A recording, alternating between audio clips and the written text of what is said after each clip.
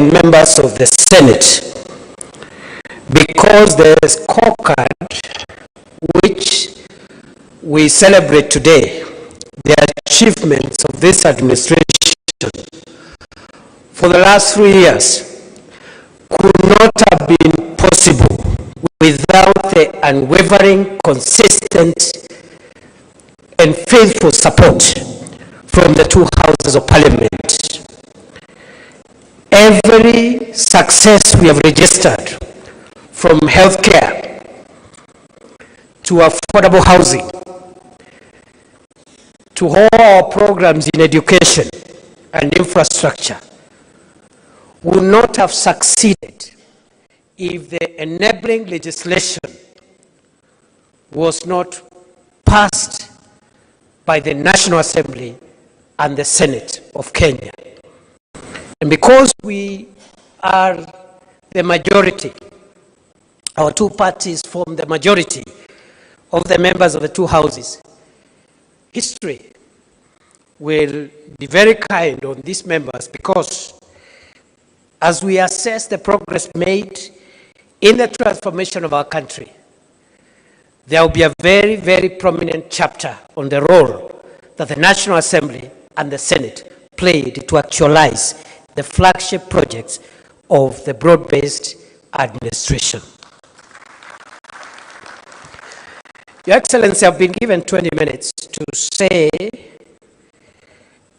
very many things. I'll try to keep the time, and we have agreed with the leaders of the houses that after the 20th minute they can ring the bell. Your Excellency, the last 3 years have been phenomenal, because when you were sworn in, and iko kitabu, there is a booklet with the scorecard, so that you can help, you can be able to follow as we go through. I will not be able to say everything, but I will be able to give the key highlights in the 20 minutes which I have. So, Your Excellency the President, when you were sworn into office on 13th September 2022, the economy of Kenya was in bad shape because of a number of factors, mainly the disruption of the supply chains because of the war in Ukraine and Russia, the COVID-19 pandemic that has shut down our economy for more than a year, and other shocks, including the droughts that had ravaged our country. Because of these economic shocks, our economy was in bad shape. Kenya was one of the 6 countries in Africa that had been predicted to default in their sovereign debt, the others being Ethiopia, Chad, Ghana, Gambia, and Zambia. Out of the 6 countries, including Kenya, that had been predicted to default in their sovereign debt obligations, only Kenya survived. All the other 5 countries defaulted. Why? Because immediately you were sworn in office, you made very difficult, painful, and unpopular decisions that helped bring our economy back on track, including negotiating a G2G arrangement for the supply of crude oil, which was not available in 2022 September. People were queuing to buy petrol. And we saw the escalation of costs of petrol, which is a big contributor to inflation. It kept on increasing until it reached a high of 2018 shillings a litre. Over the last 3 years, Your Excellency, through your leadership and with the support of the broad-based administration, we've been able to bring down a number of macroeconomic indicators that were affecting our economic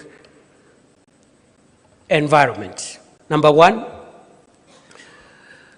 prices of essential commodities that had skyrocketed and therefore influencing the cost of living negatively have been stabilized over time, including unga from 250 today unga from 138 shillings going forward, you'll get your unga depending on the type of unga that you want to consume. But from 138 shillings, you'll get your unga. Your Excellency, fuel which had gone as high as 217, 218 shillings a litre has been going down continuously. Over time, losing over 40 shillings. Today we are at 178 a litre. Your Excellency, inflation, which was at 9.6% at that time, is now stable for more than a year. It has been somewhere between 3.5 and 4.5%, which is within the central bank preferred midpoint. The Central Bank of Kenya preferred midpoint for inflation is 5%, plus or minus 2.5%. We are below that CBK benchmark. Last month it was 4.3%. Again, congratulations, Your Excellency, because inflation, low inflation, and keeping inflation stable and low is one of the macroeconomic foundations on which our economy is going to be built going forward. Your Excellency, the exchange rate, the shilling was losing value every day. Over the last almost 1.5 years and more, we've been able to keep a stable exchange rate at 129 shillings, down from 165, 162, 165 shillings in 2022. Your Excellency, congratulations. The Kenyan shilling now has been rated as one of the most stable currencies in the world.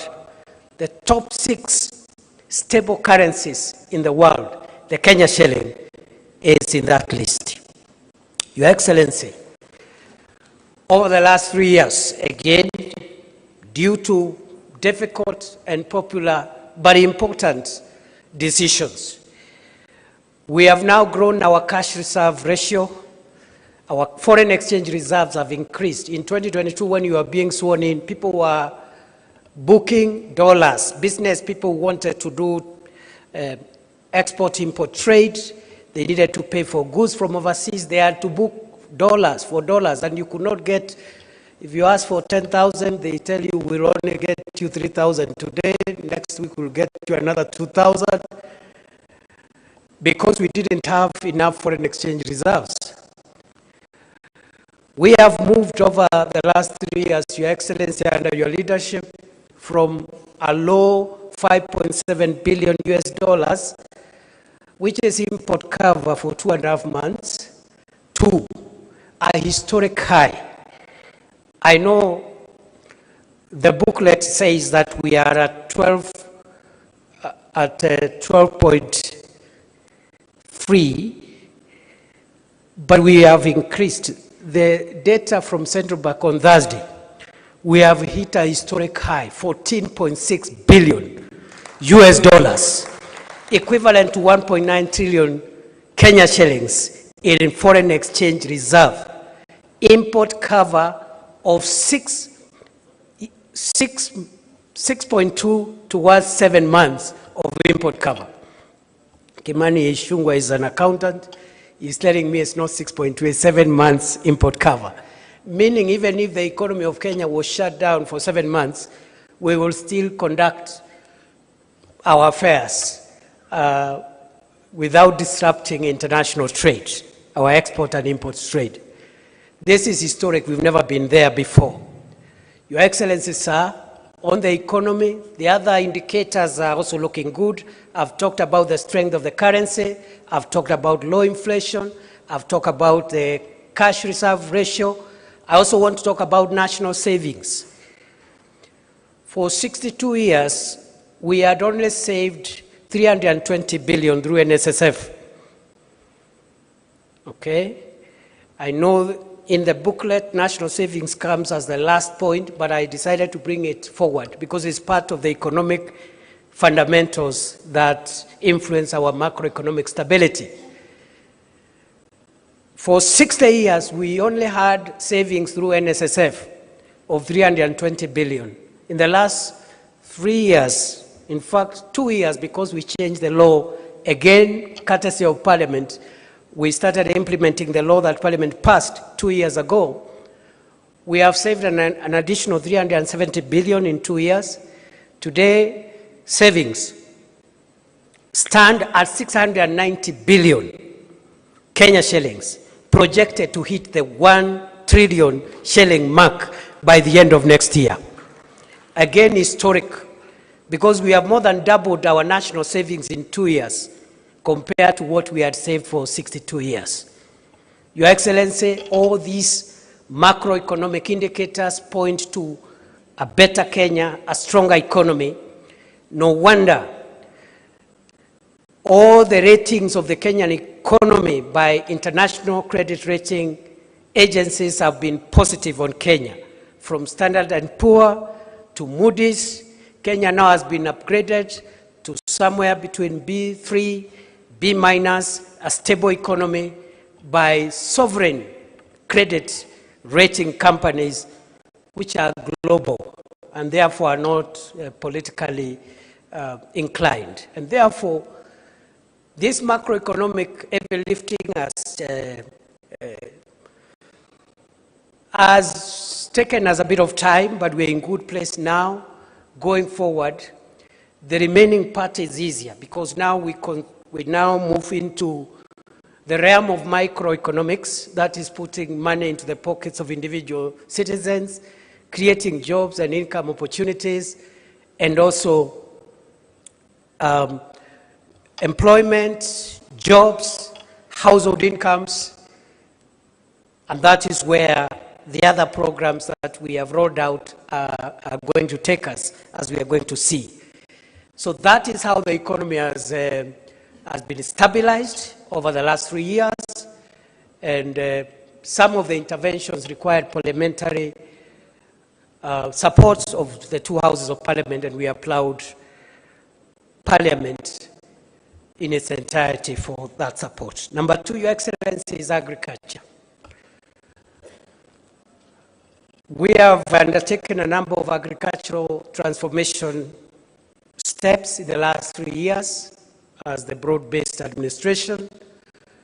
Number 1, we started with the registration of farmers. Before then, we didn't have a database on farmers.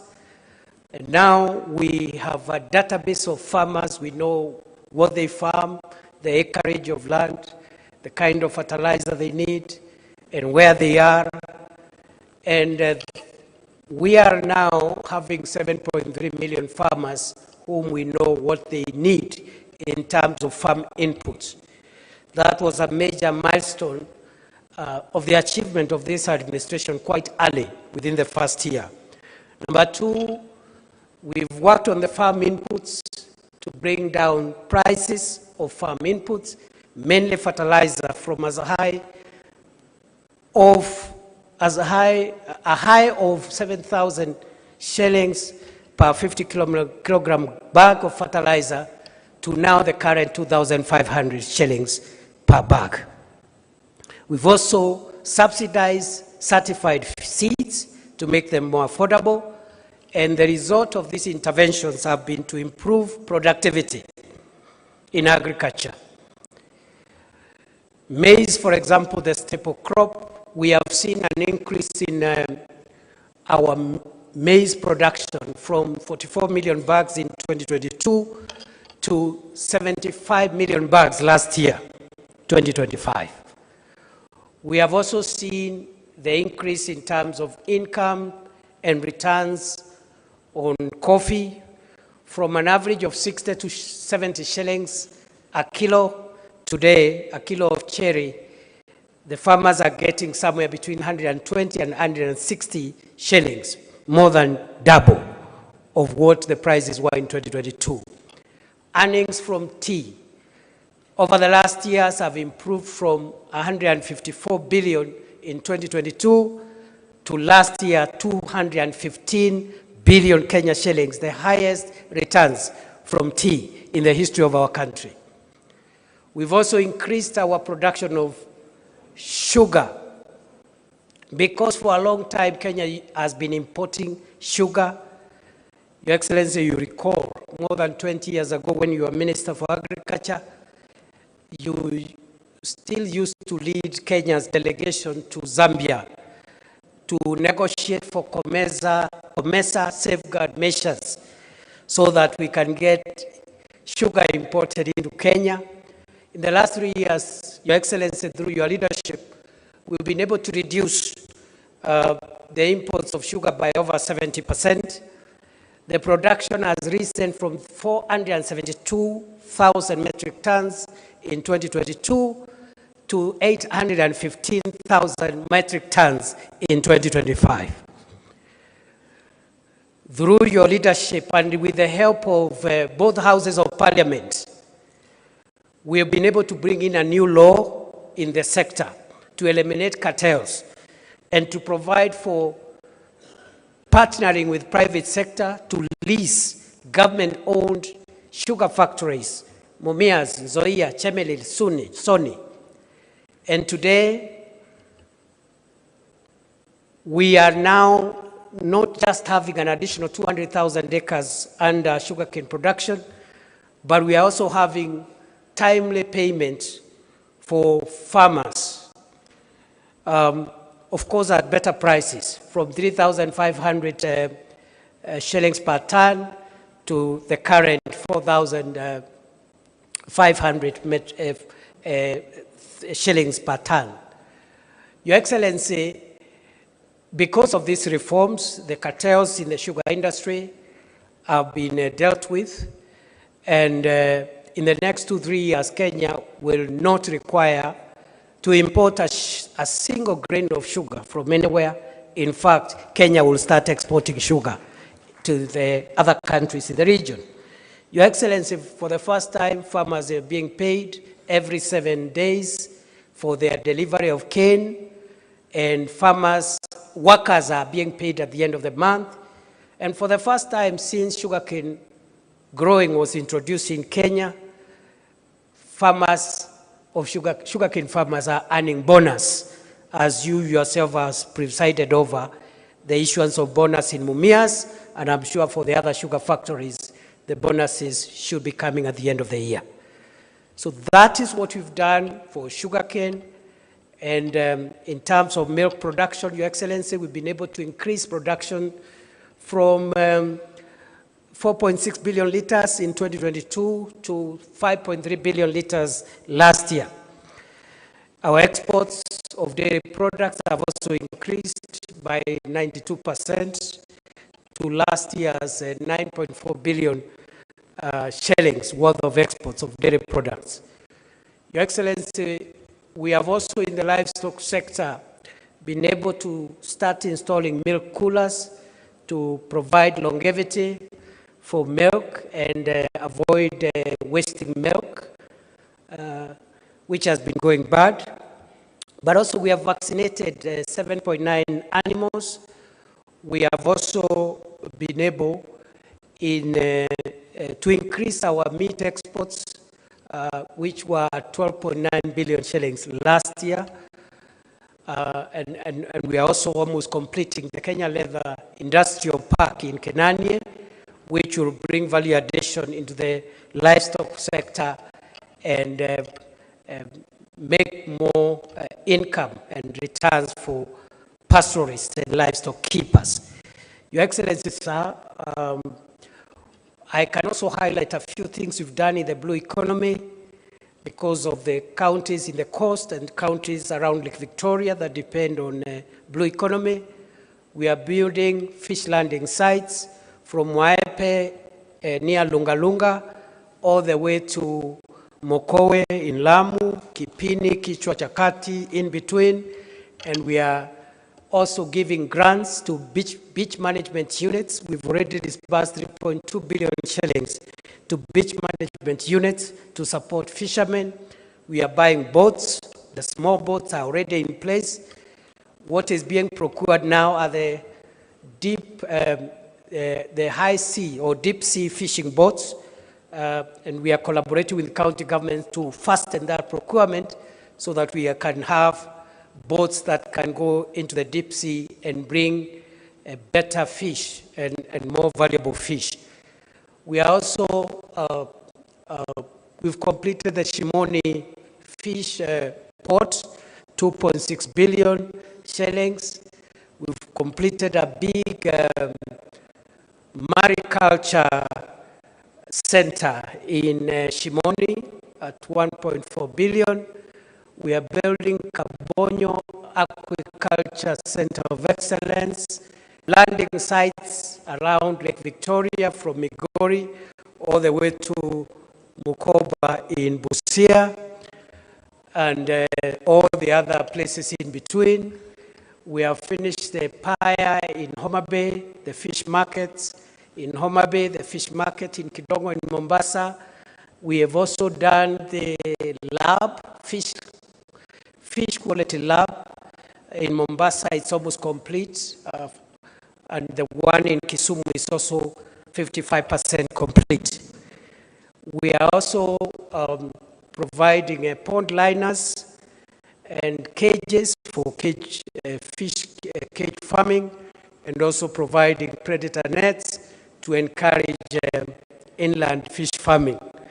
So, Your Excellency, I know that booklet has omitted that blue economy thing, so we'll improve and maybe, because that's an area also we've done very well. Number 3, Your Excellency, universal health. Universal health, Your Excellency, when you came to office, the first thing that this government did was to promote primary health care by employing community health promoters, 107,831 of them, who continue to be our foot soldiers to encourage people to live well, to try and detect complicated diseases before they become chronic, like diabetes, sugar-related diseases, pressure-related diseases, in partnership with county governments. I must also thank Your Excellency the same way I thank the members of the National Assembly and senators. I must thank the governors of the Republic of Kenya, because they have supported every program where we are partnered between the county governments and the national government. There has been zero resistance, there has been zero politics, because we are used to the past politics of fighting devolution, and any input from the national government to the county governments has been embraced by the county governors and the county governments wholesomely. I commend the county governors of Kenya for their patriotism. Your Excellency, under universal health care, as of this morning, we have registered 29.8 million Kenyans into Taifa Care, which is historic, because we are coming from 7 million shillings, 7 million Kenyans under NHIF. You can imagine from 7 million to 29.8. I think in the next 2 weeks, we will reach the 30 million mark. I can see the governor of Mombasa. Mombasa continues to lead. As of this morning, 932,000 residents of Mombasa out of 1,190,000, 78% are enrolled under Taifa Care. I see the other governors are trying to incite me to also mention, I will not name them, but the top 5 counties for purposes of record is Mombasa, followed by Bomet, followed by Elgeyo Marakwet, followed by Kirinyaga, and Tharaka Nithi closes the top 5. Your Excellency, it's only that we are in a formal meeting. I would have asked that question.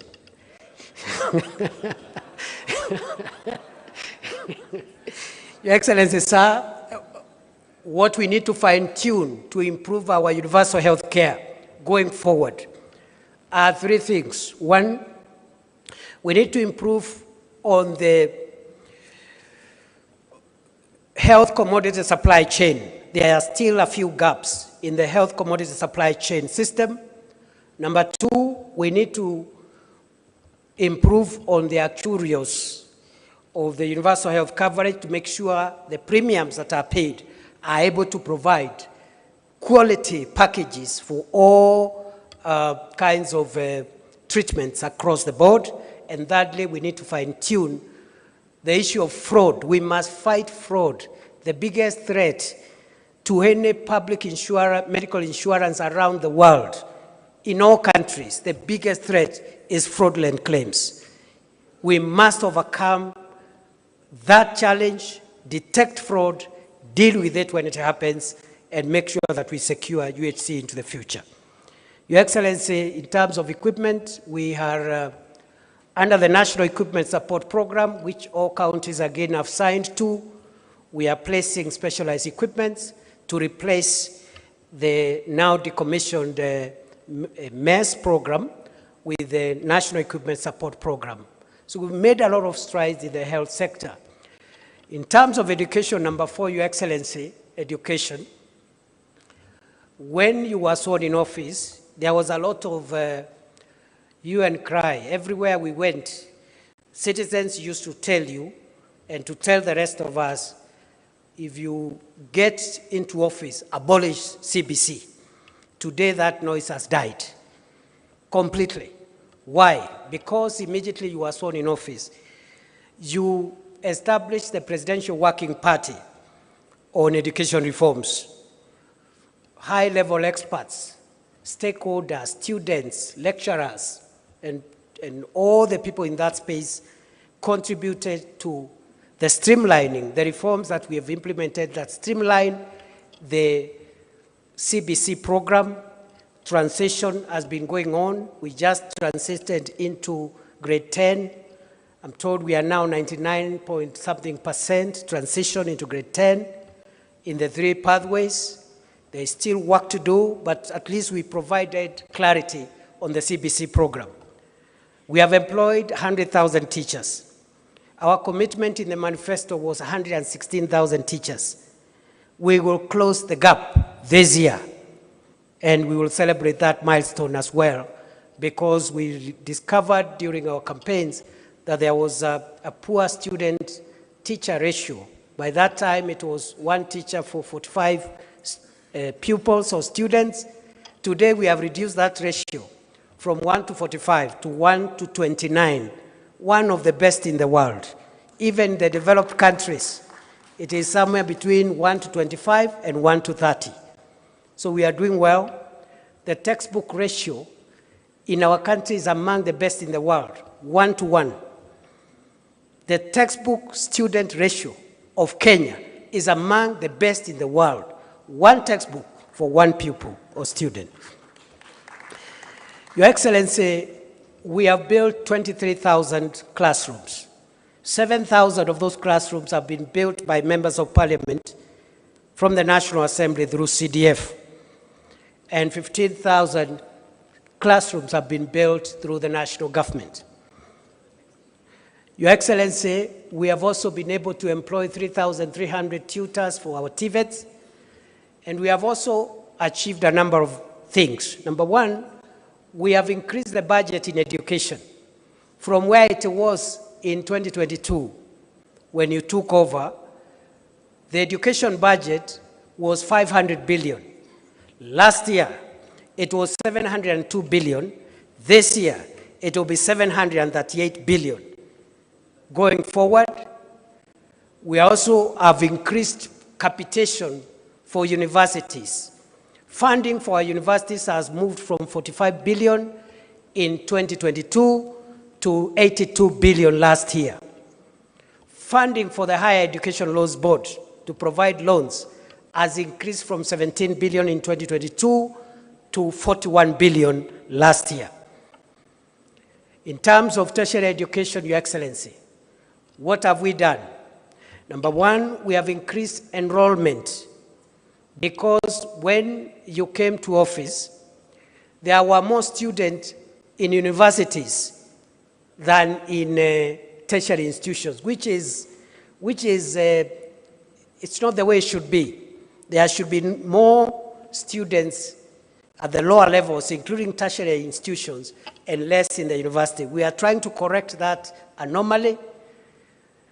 In 2022, we had 297,000 students in TVETs. Today, we are at 718,000, 3 times more. Your Excellency, we have employed 3,300 teachers for TVETs. We are equipping the TVETs, and we have brought policy changes in that space to increase the number of people who access TVET. We have brought the modularization policy, where you come, if you are a Juakali person, you do one module, you continue doing your business. When you get some time, you come back and do another module, and over time, you accumulate. You don't have to stay in the TVET for 3 years. If you are already engaged in other things, you can pursue your TVET education in a modular form. We have introduced the dual training policy, and we have introduced the recognition of prior learning, which helps to certify those who are prior learning, but they don't have certification in technical related subjects. That's what we have done on education. That's number 4. I'm not doing so well. Number 5, Your Excellency, is infrastructure. And infrastructure, I'll speak about 4 things. One is the roads program that I had stalled. In 2022, many roads are stalled because of lack of money. Those roads stalled in 2019, 2020, 2021, there was no money. When you were sworn in office, President William Ruto, we had pending bills in the road sector of about 190 billion.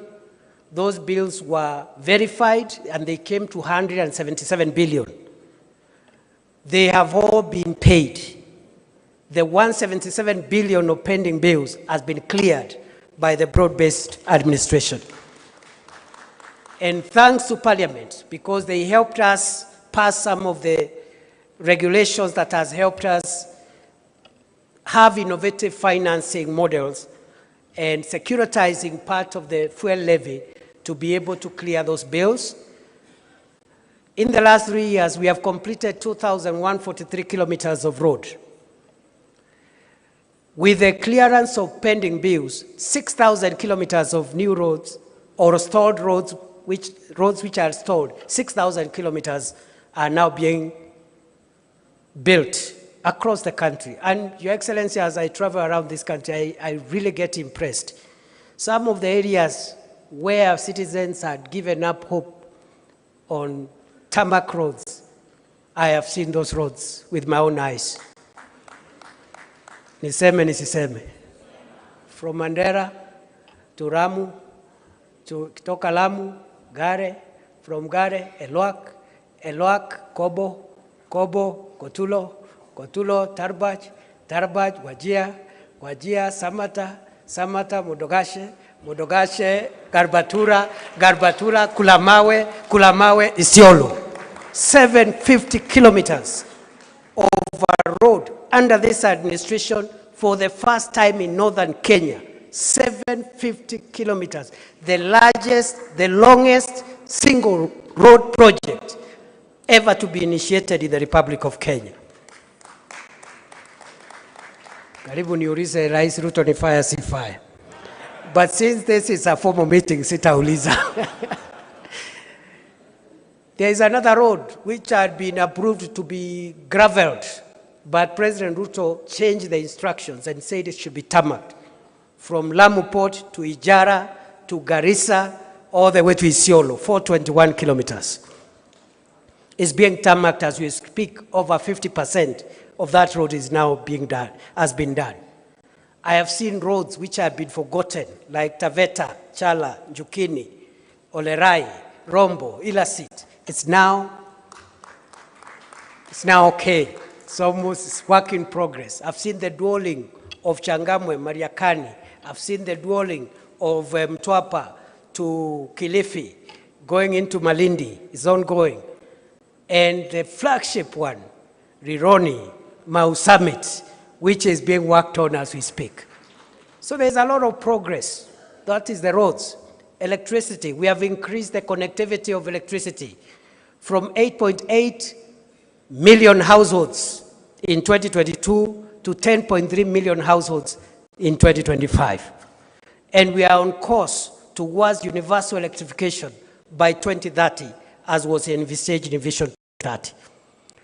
Our connectivity in electricity now is 66% nationally, one of the highest in Africa.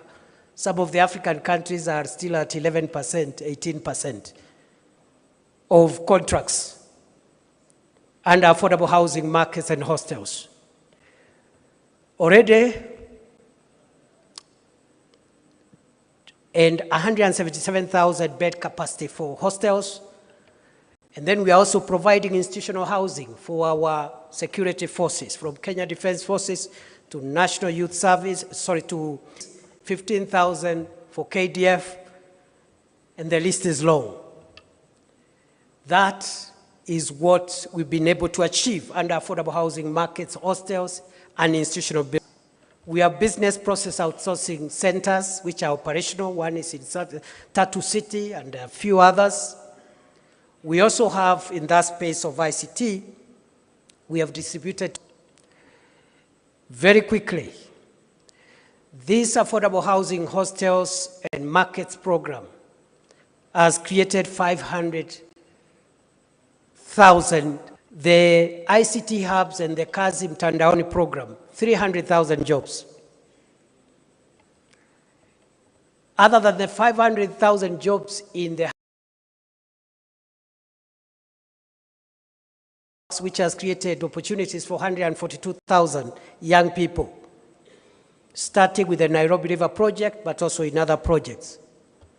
Your Excellency, we have Kazi Kwa Ground, and the Kazi Kwa Ground is the 100,000 teachers you have employed. It is the 500,000 teachers and affordable housing and hostels. It is the 142,000 opportunities created in the private sector because the economy is recovering. Kazi Kwa Ground. Under the Kazi Mtandaoni, I have said 300,000, and they have not gone there by chance or by trial and error. It's because of deliberate government interventions. Which ones? Eradicating recruitment cartels. Signing bilateral labor agreements to protect our workers abroad. Providing a green channel for passports of young people who have a contract so that in 2 days they get a passport.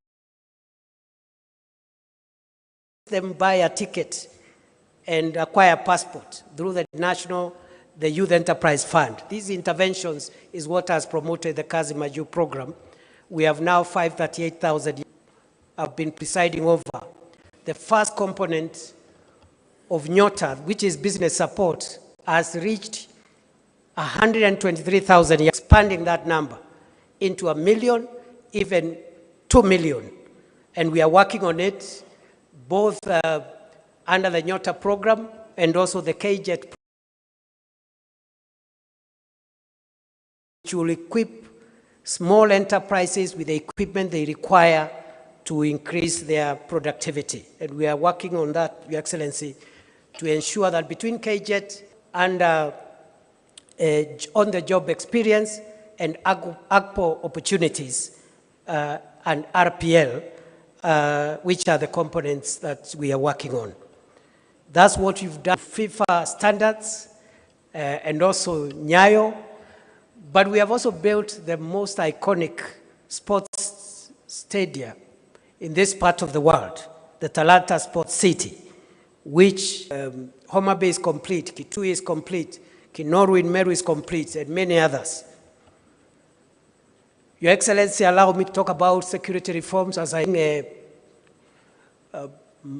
visited on many people because of terrorists, extremist groups, and bandits to a big extent because of the police equipment model. You are implementing, or we are implementing the police reforms in terms of welfare. Just last week, an announcement was made for increment of their salaries. The lowest prison warder and police officer will get an increase of 48% of their basic salary. This has not been done in a long time. We are building houses for them. We are providing medical and life cover for them if they get hurt in the line of duty. Your Excellency, for the KDF, the modernization program is also running smoothly, and we want to thank you for those reforms. In terms of our road traffic safety, just this week we went live on instant fines. That should be able to reduce the road accidents and make drivers accountable. And we are going to see a drastic reduction of road accidents because of the cameras and the instant fines that we have introduced. So that's what we've done. Allow me to end, Your Excellency. I know I've exceeded my time. I don't know why the leaders have not rung the bell. Let me finish by projecting the future. As you have led us, Your Excellency, you have told us Kenya is punching below its weight. For far too long, we are struggling, yet our potential is big. Through your leadership, Your Excellency, we've been able to crack the difficult issue of how we finance our modernization and transformation. And you have told us it is possible for us in one generation, as has been done in Singapore, Malaysia, South Korea. We are able to transform Kenya from the third world economy status to the first world. Other countries have done it, we can do it. China, for example, pulled 800 million people from poverty in 40 years, between 1971 and 2021. We can do it in one generation. And you have led us, and on this one, once again, I thank our parliamentarians. Just yesterday, we saw the signing into law of the National Infrastructure Fund Act, a bold measure that will define our future and will set Kenya free, economically speaking. We put in resources there, government resources, private sector resources, so that when we sell part of the assets we have, the money does not go to salaries and recurrent expenditure, as has happened before. We sold Safaricom in 2008. We don't know what we use that money for. We've sold Kenya Airways shares before. We don't know what we did with that money. We've sold Kenya Re before. We don't know what we did with that money. The money now we are offloading from some of our assets goes into this fund to define our future. We extend our railway from Naivasha to Narok to Nyamira, Kisumu, all the way to Malaba. We drew our roads, as I have said, another 28,000 kilometers of road. We build dams and harvest water and get away from the shame of hunger. 50 mega dams, 200 mid-sized dams, and 1,000 smaller dams. We also increase our energy productivity by 10,000 megawatts, because currently we only produce 3,300 megawatts. We need 10,000 megawatts so that we can power our industries into the future. Time has not allowed me to talk about KICC and special economic zones, which we are constructing. Your Excellency, I thank you. I stop there, and I apologize for exceeding the 20 minutes. Thank you very much. A warm clap for His Excellency the Deputy President. With all that said off-head, congratulations, Your Excellency. Your Excellency, with your permission, allow me to now call on Agnes Zani, the Chairperson Committee, to oversee the implementation of the 10-point agenda and the NADCO report. Let's as she gets on stage. Thank you very much. Your Excellency, the President of the Republic of Kenya, Dr. William Samoei Ruto, and Ginga, the Principal of ODM, Deputy President, Your Excellency, present, Cabinet Secretaries present, Excellency Governors present, Members of Parliament, Joint Committee. We stand at a very important time in the transformation of Kenya. We've just had a very detailed report that has been given by the Deputy President. We are coming in as the committee that was tasked to look at specific aspects of that development, just an aspect of it, which is the 10-point agenda. Because of time, I will not go into what the 10-point agenda is, because very shortly, we'll go into its implementation. I just want to state here that when we talk about the implementation of the 10-point agenda, it is ongoing, has been ongoing. The path for a developmentalist agenda, for a transformative agenda that changes this country forever. And make changes that are very, very critical. We are one of the countries with the largest percentage of the youth badge who need the space to be able to policy framework for how we can progress this country by looking at the various aspects. We're looking at aspects of job creation, for example, and youth employment. Finance wealth funds use public-private partnerships to make these changes. Why am I mentioning this? Because this is a significant change.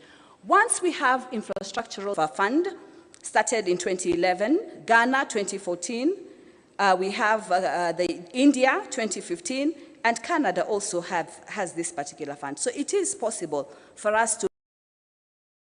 What have we come in to do as the committee to oversee the implementation of the 10-point agenda and the NADCO report? The NADCO report 2013 of that are very, very key for implementation. And then from the MOU that was signed on the 7th of March 2015 by Your Excellency the President and the late Raila Amolo Odinga gave 10 specific points. These 10-point agendas were not in vain.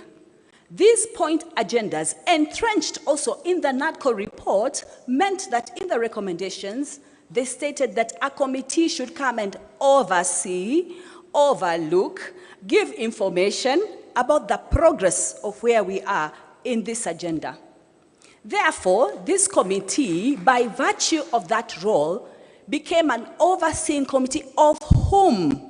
Of duty bearers. And who are these duty bearers? The Executive Office of the President, we have the various ministries, we have the various commissions, we have the various organs, we have the judiciary, we have independent commissions who have been doing this implementation. And this has to be very clear, because we cannot then say between August and now, what has happened to the implementation of the 10-point agenda?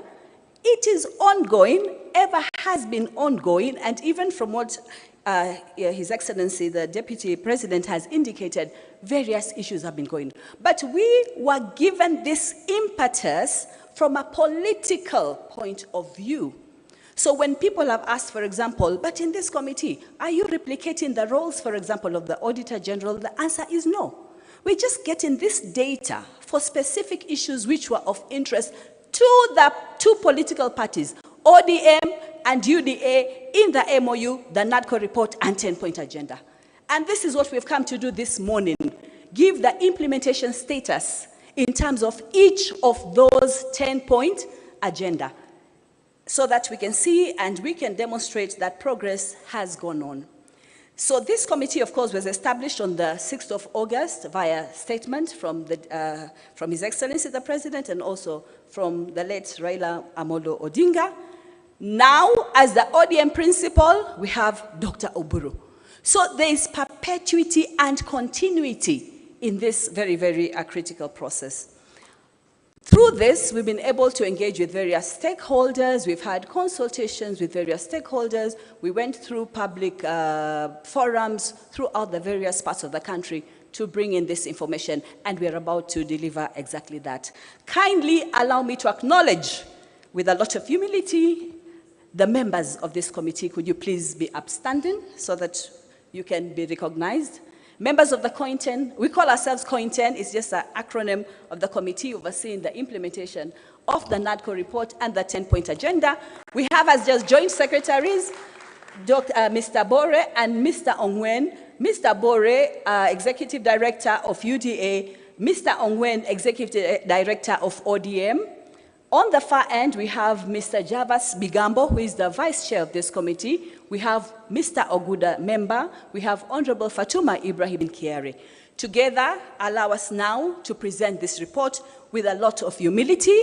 We have taken this as a national duty that is very, very key and very, very important in the trajectory of taking us into being completely developed country. Following on various stages that we have passed through and what we need to be able to get to. So we then say, as a committee, this is a task that keeps going on. It is a task that is very, very critical for us.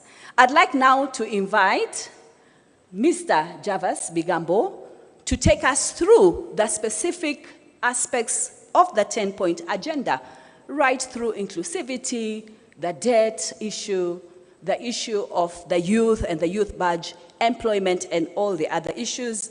Your Excellency, we are very appreciative of this task that you've given us. Dr. Oburu, we are very appreciative of this task. We endeavor to deliver. We endeavor to ensure that this 10-point agenda works to transform Kenya once and for all. Thank you very much.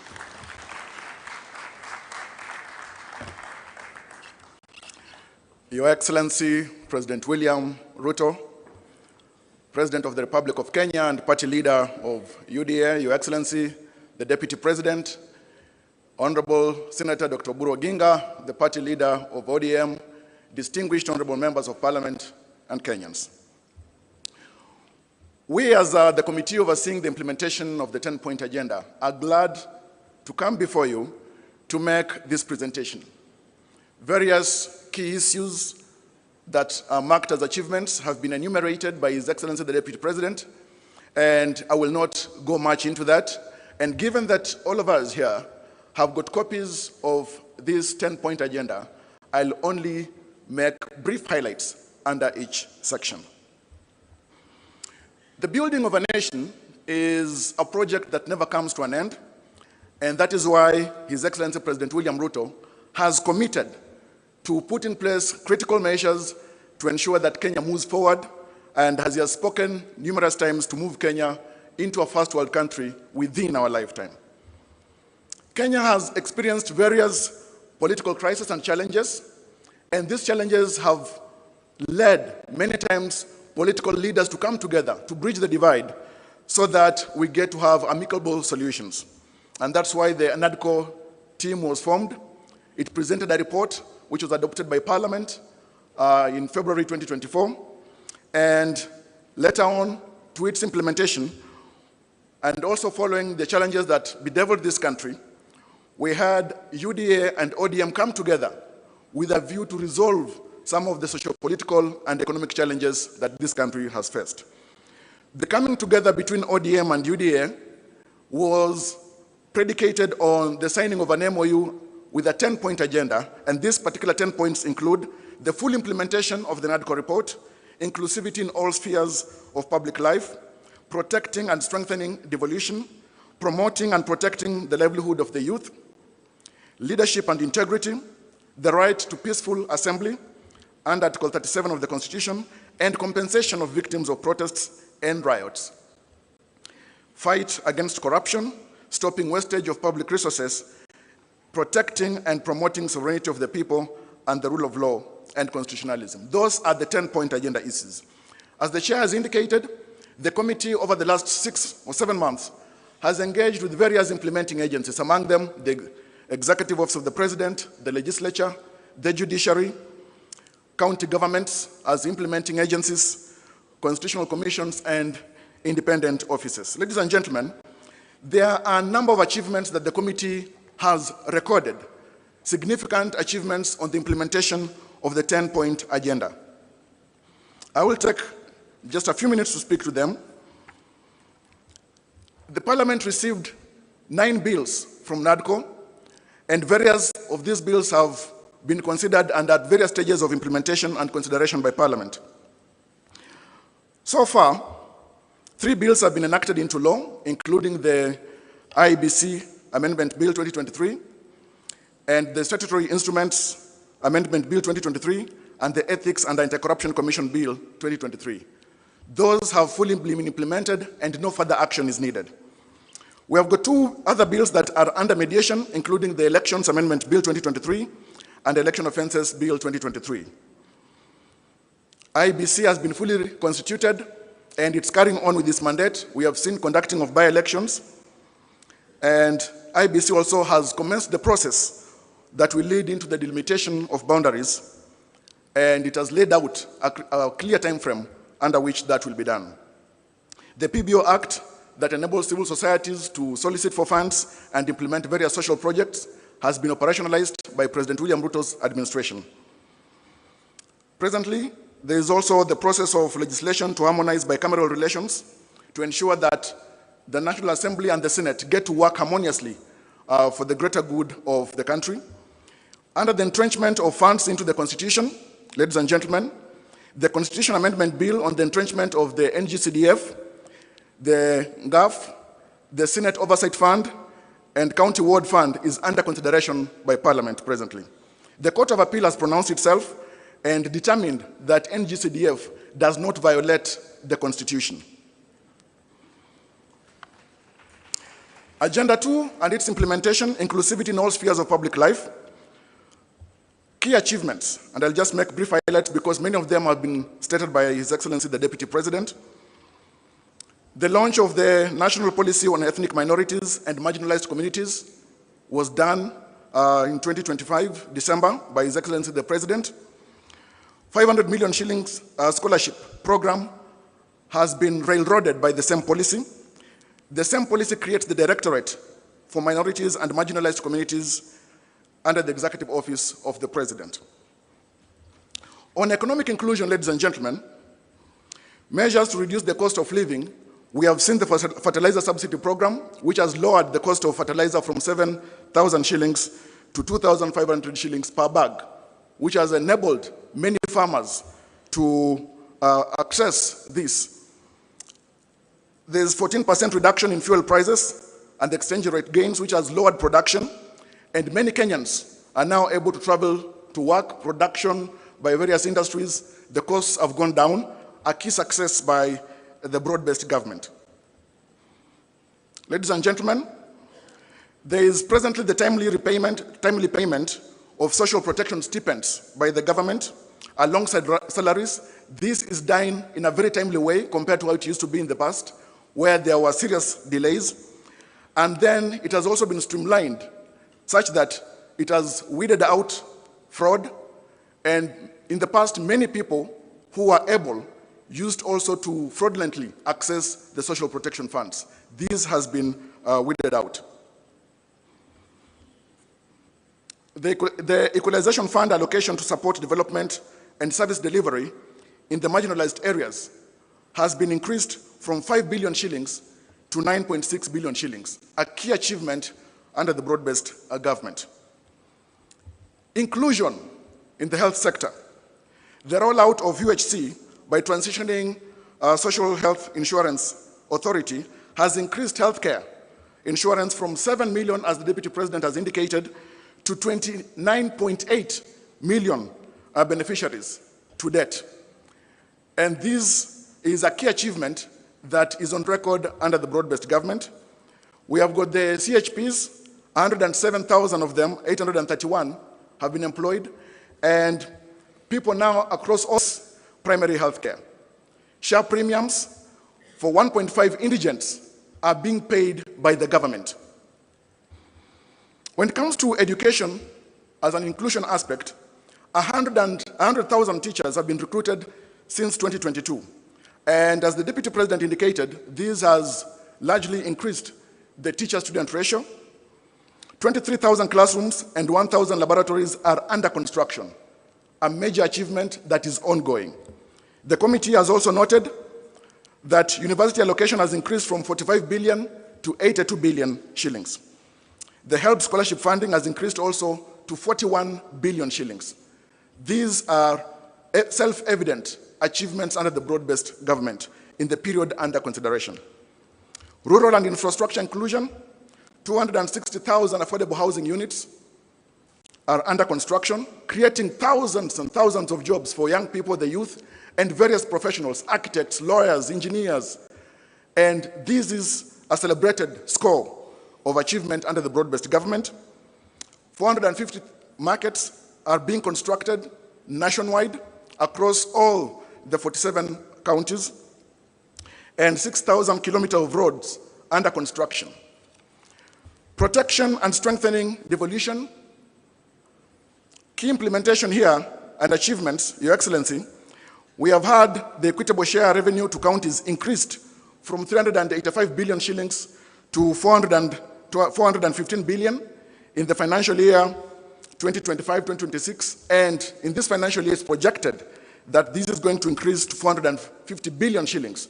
Access of funds to county governments and this increase in shareable revenue is a major gain for devolution, and the broad-based government is evidently keen to protect and advance devolution in Kenya. Counties now receive timely monthly disbursements with no pending carryovers as of June 30th, 2025. Your Excellency, under Agenda 4, promoting and protecting livelihoods for young people, we have got many key achievements. So far, for instance, Your Excellency, the committee has recorded that over 90,000 young people from all 1,450 wards are undergoing training in the country. Over 121,000 youth, together with 110,000 youth from Kakuma and Dadaab, these are refugee camps, have received business training, mentorship, and startup grants of 25,000 shillings, being an initial of the wholesome 50,000 shillings that they will ultimately receive. Your Excellency, the Nyota program is a major success, which has created opportunities for over 820,000 young entrepreneurs aged between 18 and 29 years. Your Excellency, across all 1,450 wards, there is the 50-50 gender parity, and the Nyota program has really impacted lives of thousands of young people in the country. Additional employment initiatives have created and increased opportunities for young people in the country. 640,000 jobs have been created through affordable housing program, with 7,000 professionals who have been onboarded. Your Excellency, the construction of stadia has also increased the creation of jobs for youth and professionals across the country. 20,000 jobs have been created through the Climate Works program. Under leadership and integrity, Your Excellency, as agenda number 5, the broad-based government has ensured the enactment of the Conflict of Interest Act, which was entered into law on the 30th of June or July 2025, which has now been operationalized. This act strengthens the government's commitment in combating graft and regulating and reducing conflict of interest within the public sector. Agenda number 6, Your Excellency, the right to peaceful assembly as enshrined in Article 37 of the Constitution, and compensation of victims of protests and riots. The government has set aside 2 billion shillings for compensation of victims of protests in the first supplementary budget of the financial year 2025-2026. This will go to the compensation of victims of protests and human rights violations. Your Excellency, 4 days ago, a panel of experts for compensation of victims was gazetted by the head of public service under a framework that will be developed by the Kenya National Commission on Human Rights, and already these railroads the compensation of victims, which has been a key issue raised by even citizens whenever we've been moving around the counties in the public participation process. From 2023 to 2025, IPOA has handled 820 cases of alleged police misconduct during public order management, securing convictions for 35 cases involving 49 officers, and recommending disciplinary action against 30 officers. This has been done by IPOA. The demonstration bill, which sought to restrict the right to assembly of protesters, was withdrawn. This was initially intended to curtail the rights. The Ministry of Interior and National Administration has issued policy directives limiting excessive use of force and strengthening training and retooling of police officers for lawful crowd management. Agenda number 7, Your Excellency, national debt. The broad-based government, ladies and gentlemen, has commissioned a comprehensive forensic audit of the public debt by the Office of the Auditor General to strengthen transparency, verify utilization of borrowed funds, and this has been an issue within the public, the issue of auditing our public debt. The broad-based government as well has reduced reliance on external borrowing by exploring innovative financing mechanisms. And just yesterday, Your Excellency, you signed into law the National Infrastructure Fund Act. Through liability management, the broad-based government has reorganized national debt portfolio to reduce financing risks and minimize the risk of default. There is greater emphasis placed on mobilizing domestic revenue, and this is ongoing under the broad-based government. Ladies and gentlemen, Your Excellency, I'll move to the agenda number 8 on the fight against corruption. As I've indicated, the Conflict of Interest Act is now operational, and this is a great effort toward combating graft, which is politically carcinogenic in the country. There is the adoption of the e-government procurement system, which has digitized the entire procurement framework, and from planning, this enhances transparency, accountability, and ensures digital footprints in the procurement process, Your Excellency. Over 23,000 government services have been digitized on each citizen. This has eliminated cash payments across government and middlemen, reducing corruption risks and increasing revenue collection by the government up to date. Your Excellency, the Money Laundering and Combating of Terrorism Financing Laws Amendment Act was assented into law on 17th of June, 2025, a great effort as well in strengthening the legal framework, combating illicit flow of funds in Kenya, and has supported the exit of Kenya from the grey list of the Financial Action Task Force. Your Excellency, the implementation of the zero-based budgeting has enhanced fiscal discipline and accountability by requiring justification of all public expenditures. The single treasury account system has consolidated government cash collection and management, improved transparency and transaction costs, and minimized idle funds in commercial banks. Your Excellency, as I move towards the end, agenda number 9, stopping of wastage of public resources and promoting of government efficiency. Austerity measures have been put in place, including the removal of budgets, initially in the office of the First Lady, the spouse of the Deputy President, and the spouse of the Prime Cabinet Secretary. A 12-month freeze has been put in place for purchase of government vehicles, except security sector vehicles. There is the zero-based budgeting in the financial year 2025-2026, requiring all public expenditure to be justified, as I've indicated. And then presently, the passports processing, the national ID cards processing, all of them have been reduced from 1 month to 1 week, improving access to these services by the citizens of Kenya and reducing corruption. Agenda number 10, Your Excellency, protecting and promoting sovereignty of the people, the rule of law, and constitutionalism. The broad-based government, under your leadership, Your Excellency, has facilitated the judiciary to ensure there is the recruitment of judicial officers. We recently saw the recruitment of 11 Court of Appeal judges, High Court judges. The recruitment process has been ongoing, as well as the magistrates, to improve case handling, reduce backlog of cases, and access to justice by Kenyans. Judicial mobility has been strengthened through the support of the executive to procure vehicles for judicial officers. There is the support to ensure the national e-filing system, which has been implemented, enabling paperless court processes, remote case filing, and virtual hearings. And as we are in the second quarter of the 21st century, utility and dependence on technology is unavoidable. The judiciary as well has achieved near compliance with the 2/3 gender rule, with the 332 women judges and magistrates representing 47% of the bench. To ensure the adherence to the rule of law.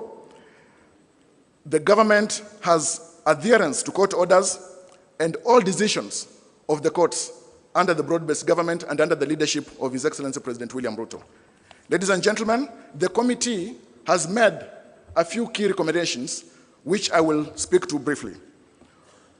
There is need to ensure that the bills that are still pending at various stages in Parliament are fast-tracked. The committee recommends the formation of a broad-based mediation committee between the Senate and the National Assembly to fast-track consideration of those outstanding bills. This committee also urges Parliament to expedite and conclude outstanding NADCO bills within 90 days. To enhance realization of the constitutional rights under Article 37, the Kenya National Commission on Human Rights should spearhead legislation to safeguard protesters while protecting livelihoods and property. To fast-track the Natural Resources Amendment Bill 2022, to provide legal framework for equitable distribution of revenues from natural resources among national government, county governments, and local communities, this bill should also be fast-tracked for implementation. County governments are here urged to implement the National Policy on Ethnic Minorities and Marginalized Communities 2025 to promote inclusivity in governance and public participation. The Attorney General should propose amendments to Section 108 and Section 109 of the County Governments Act 2012 to make county integrated development plans, the CIDPs, long-term plans to be 10-year plans, and sectoral plans to be mid-term plans of 5 years to ensure completion of legacy projects across electoral cycles. This recommendation is to try and make white elephants across county governments to be a thing of the past. To enhance efficiency and credibility in elections, the IBC should be well-resourced and supported to develop infrastructure and capacity to hold transparent, credible, and verifiable elections as the Constitution provides. We recommend as a committee the establishment of a multi-agency team comprising the National Treasury, the Kenya National Commission on Human Rights, the Law Society of Kenya, under the leadership of the Office of the Attorney General for the victims' compensation. While, of course, as I've indicated already, steps in that direction has been taken by the gazettement that was done 4 days ago by the Head of Public Service. To promote access to justice, the Independent Policing and Oversight Authority should conclude investigations into complaints within 6 months and publish its findings. To ensure timely accountability, prosecution and determination of ethics and corruption cases by mandated institutions must be completed within 6 months. Lastly, Your Excellency, the Kenya National Police Service should be well-resourced and supported to strengthen continuous training and retooling of the police for effective crowd management in accordance with the rule of law. Your Excellency, we thank you so much for the time and the responsibility that you have given this committee, and we thank the broad-based government for the support that it has given and continues to give this committee to the completion of its duty. I thank you so much. Thank you. A hearty clap for Javas Bigambo. Your Excellency, it is now my pleasure to invite back His Excellency, the Deputy President, to progress with the program. Karibu, Bwana DP.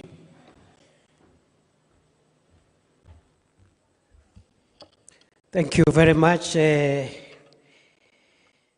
Coin 10. Your Excellency, in the interest of time, we will run the rest of the program very fast because today is a parliamentary day. And this being a PG, I'm sure the two houses will want to proceed early. Your Excellency, the party leader of UDA, Your Excellency, the party leader of ODM, I will request Professor Nyang' Nyong'o, my academic senior, to come and say 2 things here in 2 minutes based on the presentation of the 10-point agenda, maybe on devolution and compensation of victims. 2 minutes for Professor Peter Anyang' Nyong'o. A round of applause.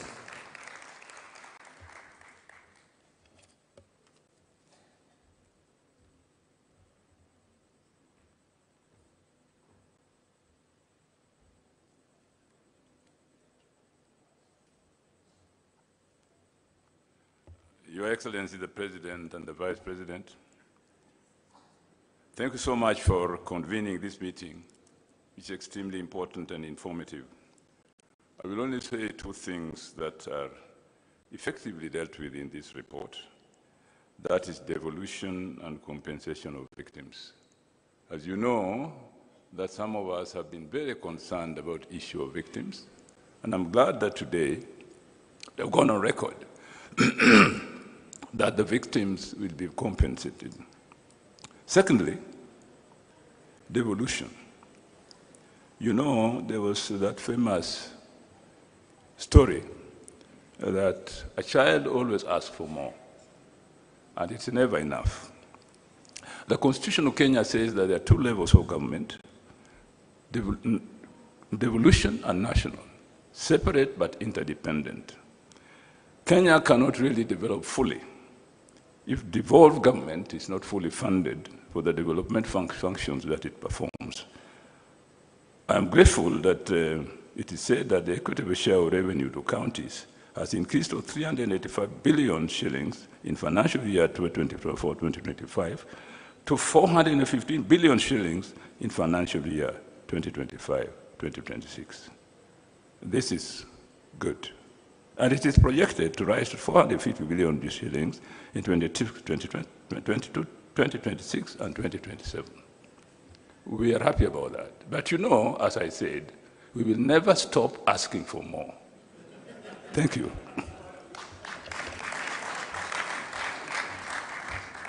Thank you, Prof. Thank you very much. Your Excellency, the next item, before I call ODM party leader and then invite you, I want to announce after those keynote addresses, we shall have a short plenary of about 15 minutes so that a few of us also can say a few things. Starting with the chair, COG, I see a good turn-up of governors here. We appreciate you, and then we'll have a few other members. I have the permission of the House leaders of the two houses of Parliament to run the plenary as a retired leader of majority.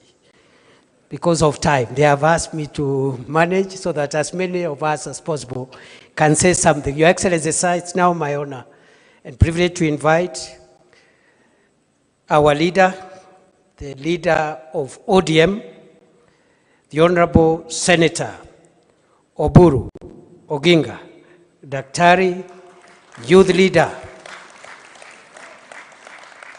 Na kwa sababu anatafuta power, na mimi ni fireman, leo ni fire power. Karibu leader, karibu. Let's appreciate our leader, Senator Oburu.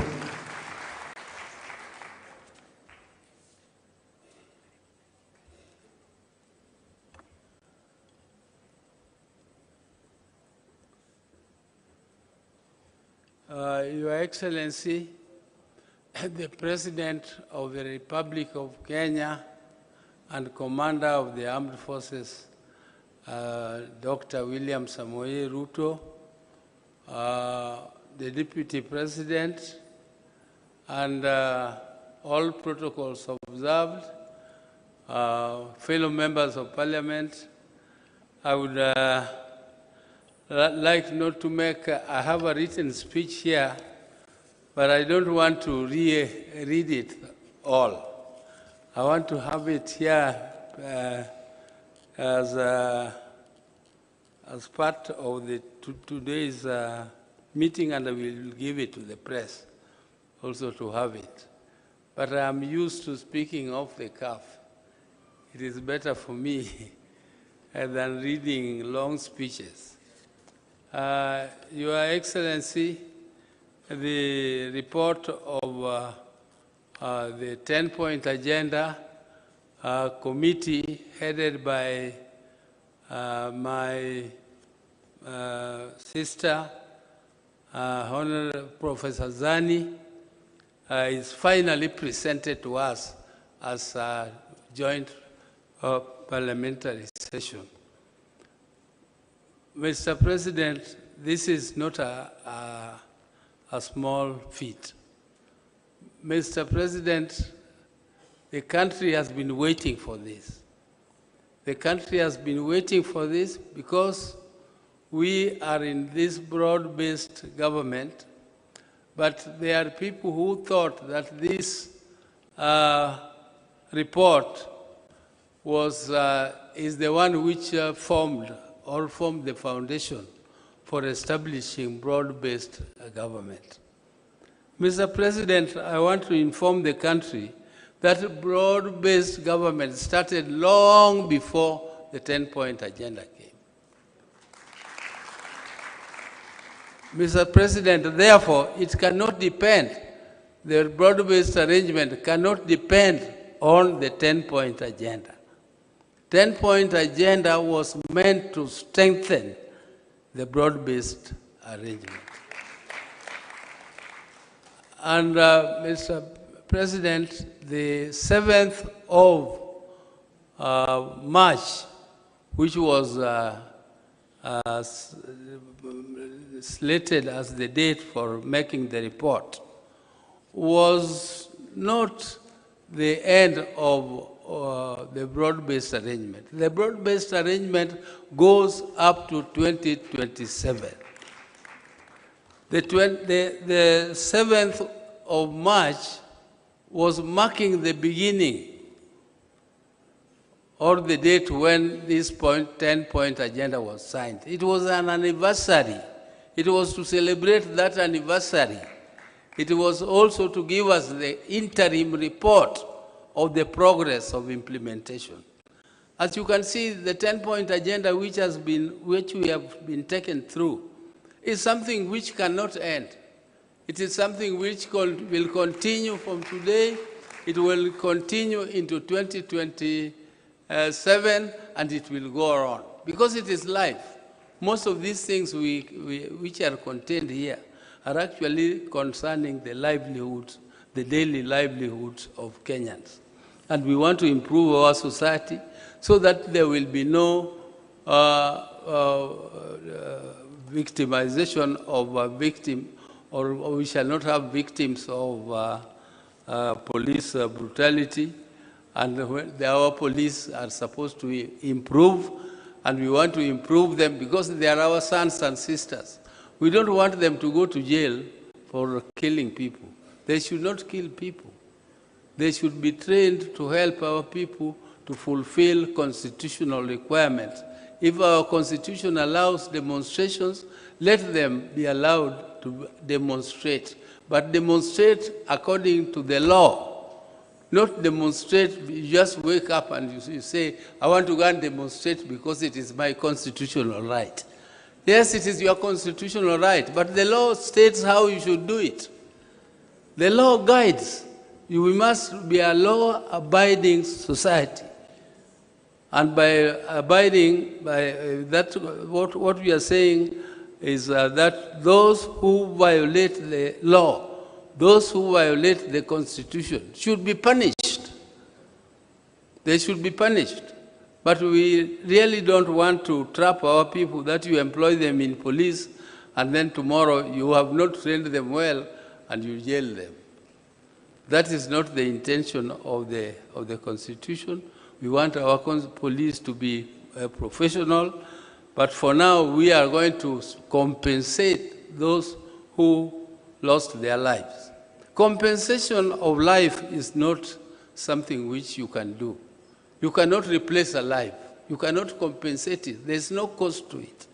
It is just to give some, to give some pole to the people who lost their loved ones. And it's pole for those who were injured in those demonstrations. It is not to compensate. It is, even though we call it compensation, but you cannot compensate life. So those who thought that, who were saying that there is nothing absolutely which has been done on the 10-point agenda, shame on them. Shame on them, because you can see there is a lot which has been done, and there is a lot which is still remaining to be done. I am very, very impressed, particularly by the agenda of infrastructure. The infrastructure is the game changer, and that is game changer for the whole world. If you go to these countries, we are saying we want to go to Canaan through Singapore. That Singapore used exactly the same methods we are using, including the infrastructure fund, including this infrastructure fund which the president signed into law yesterday. And it is infrastructure, infrastructure, infrastructure. That's what we said as a party, as ODM. If we continue to implement these infrastructural projects, the major ones like the SGR through Kericho to KICC, Kisumu, and up to Malaba and Busia, which is a big game changer. This big road, which is connecting us with Uganda from Rironi, is a big game changer. And I was so impressed by the report about Northeastern. Northeastern Kenya is regarded to be an arid and semi-arid land. But there is a lot of wealth there. The country concentrated on what was called the high potential areas. But they left the north, which has all the minerals. It has all the animals. We need to take big abattoirs there and take meat to Saudi. A small country like Botswana has become very rich just because of exporting meat. Why? And we have ignored that area. Instead of opening it up, it is left as a security area. I mean, why should it be a security risk? If you have infrastructure, police will have all the ways of moving freely through that area, and we tap all the resources, including the mineral resources. There is a lot of water there, which is going to wastage. You leave water to go into the ocean, and then you don't tap it, and after a short while, your animals die, and including people dying because of lack of water. And yet there is a lot of water. The dams, you heard this report of how many dams, the many dams which are to be built. There is one which is going particularly to our area there. It's called Soin Dam. Once the Soin Dam is done, it is going to produce electricity. It is going to be used for irrigation. It is going to be used for controlling floods, which occur every year, and we regard it as emergency. It is emergency. How can something which occurs every year be regarded as an emergency? How is it an emergency? And you know it will come.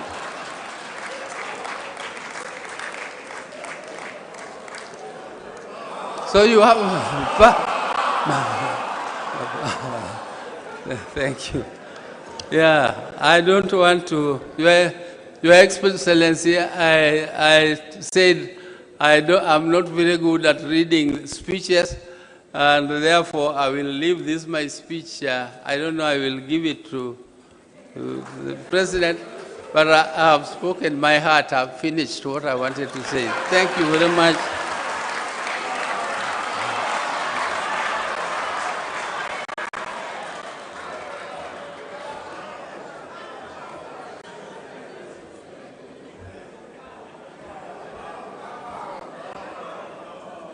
The power, see power. The power, see power. Let me now invite, as Mzee sits down, allow me to announce the following. After the President gives us his keynote address, a few of us will say a few things very quickly by way of plenary, and I'm going to manage that so that we finish early. And then after that, there will be a closing reading of resolution by the two Secretary Generals of ODM and UDA, respectively. On that note, it is now my pleasure to invite His Excellency President William Ruto party leader of UDA, and leader of the broad-based administration. The power, see power.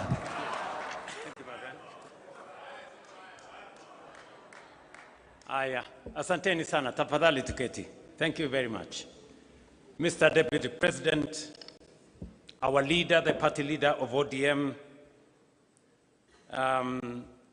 Oburu Oginga, governors present, senators present, members of parliament, both from Kenya and from Yala. I have a written statement, just like Daktari Oburu. Allow me to read half of it, and then I will speak the rest.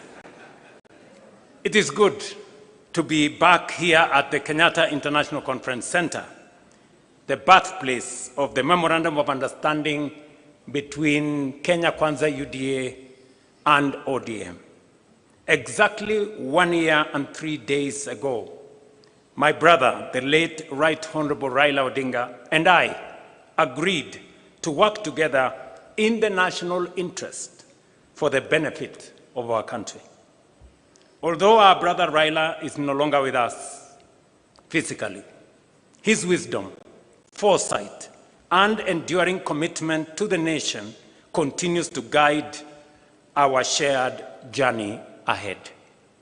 The values we stood for, dialogue, unity, and the pursuit of justice and progress for all Kenyans, remains firmly alive. I am encouraged that the ODM party, now under the leadership of Dr. Oburu Oginga, remains steadfast in upholding the principles Raila Odinga stood for. Together, we honor Raila's legacy through our continued commitment to the ideals he championed for the unity and advancement of our country. Our coming together 1 year ago was guided by one overriding objective: to stabilize our country and to address long-standing socio-economic and political challenges. For too long, our politics had been consumed and trapped by division, tribal competition, and regional rivalry instead of focusing on the real issues affecting the lives of all Kenyans equally. Together, we resolved to change that. Today's joint parliamentary group meeting between the two parties is therefore significant, not only because it reflects the spirit of that agreement, but also because of the responsibility we carry as leaders to deliver on commitments made to the people of Kenya. We had planned to mark the first anniversary of the signing of the MOU on the 7th of March by assessing the progress made in implementing the agreed agenda.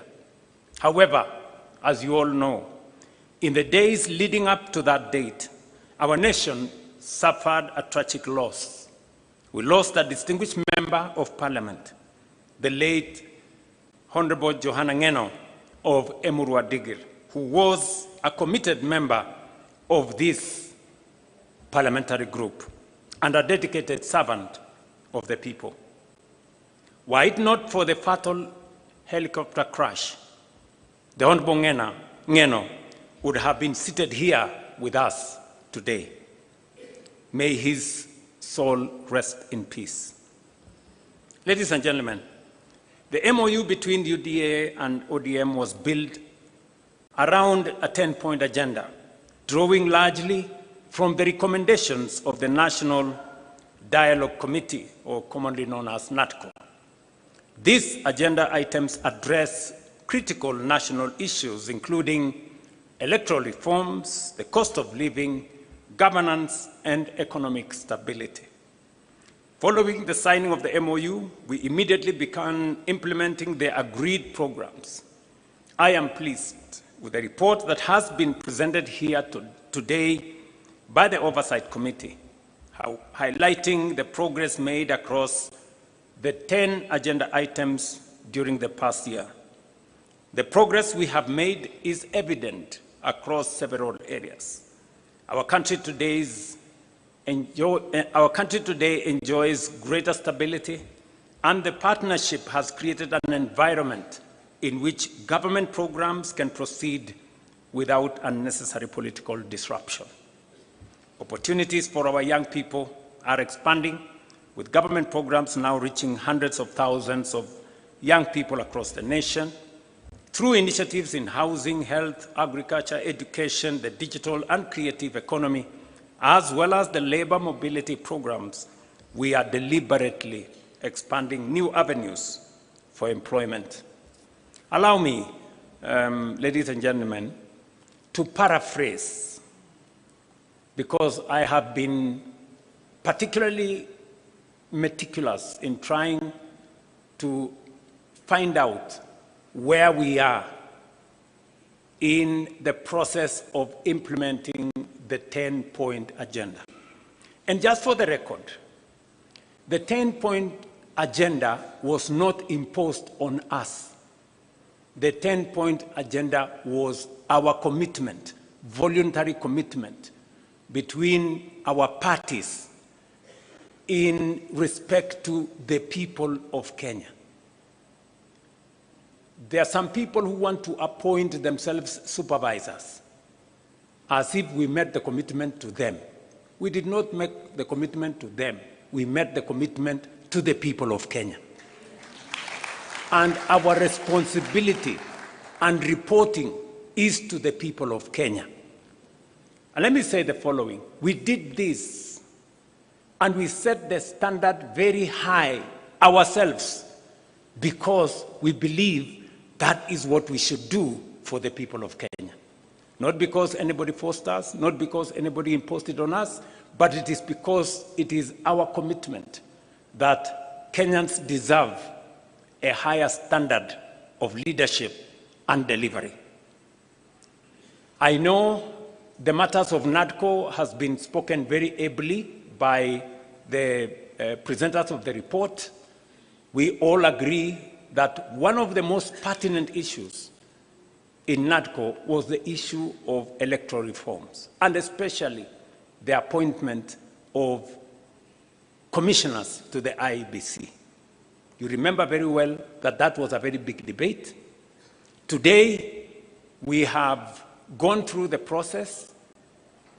The court processes have been dispensed with, and today we have a functioning Independent Electoral and Boundaries Commission. It has already conducted several by-elections, and as a show of confidence in this broad-based administration, all the parliamentary elections that have been held have been won by broad-based. I said all of them. Yes. Just for good record, and we are not Atusemi. That's what it is. Yeah, those are the facts.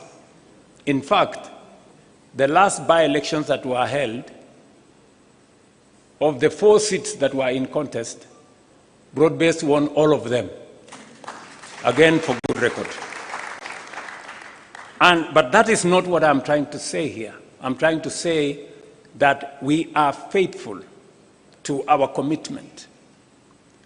On matters to do with legislation that is there in Parliament, we know there has been back and forth between the two houses. We will be recommending in this PG that we have a broad-based negotiating team. One that is going to sit with both houses of Parliament, comprising membership from both houses of Parliament. Because if broad-based decides, Parliament will decide. Is that true? Yes. Because we have the numbers to drive it through both houses of Parliament. So I want us to raise the standard a bit so that we establish a broad-based negotiating committee or mediation committee to assist us on all the items that have been presented for legislation in Parliament by NADCO. One has already been dispensed with. The matter of NGCDF. The courts have given direction, and therefore the legislation that had been presented to Parliament is now what the lawyers called functors of issue. I mean, it's been dispensed with. So we now need to pick on what the directions court has given to do the rest of the funds. Let me speak specifically to some 6 or 7 critical issues that I have distilled from the report that was presented to us, especially on those 6 or 7 issues. Number one is inclusivity, and especially the matter of cost of living. The people of Kenya have spoken with clarity on how they want our country to be much more inclusive, and for us to be able to have a society that leaves nobody behind. We have done 5 issues on this subject of inclusivity and cost of living. Number one, we now have a policy on the marginalized in Kenya. We have provided bursaries for their children. We have provided many other interventions that will assist minorities, people who are perceived to be marginalized, for them to be brought into the bracket and so that they are not left behind. We have deliberately dealt on matters that finally dictate cost of living. And there are 4 matters that dictate cost of living.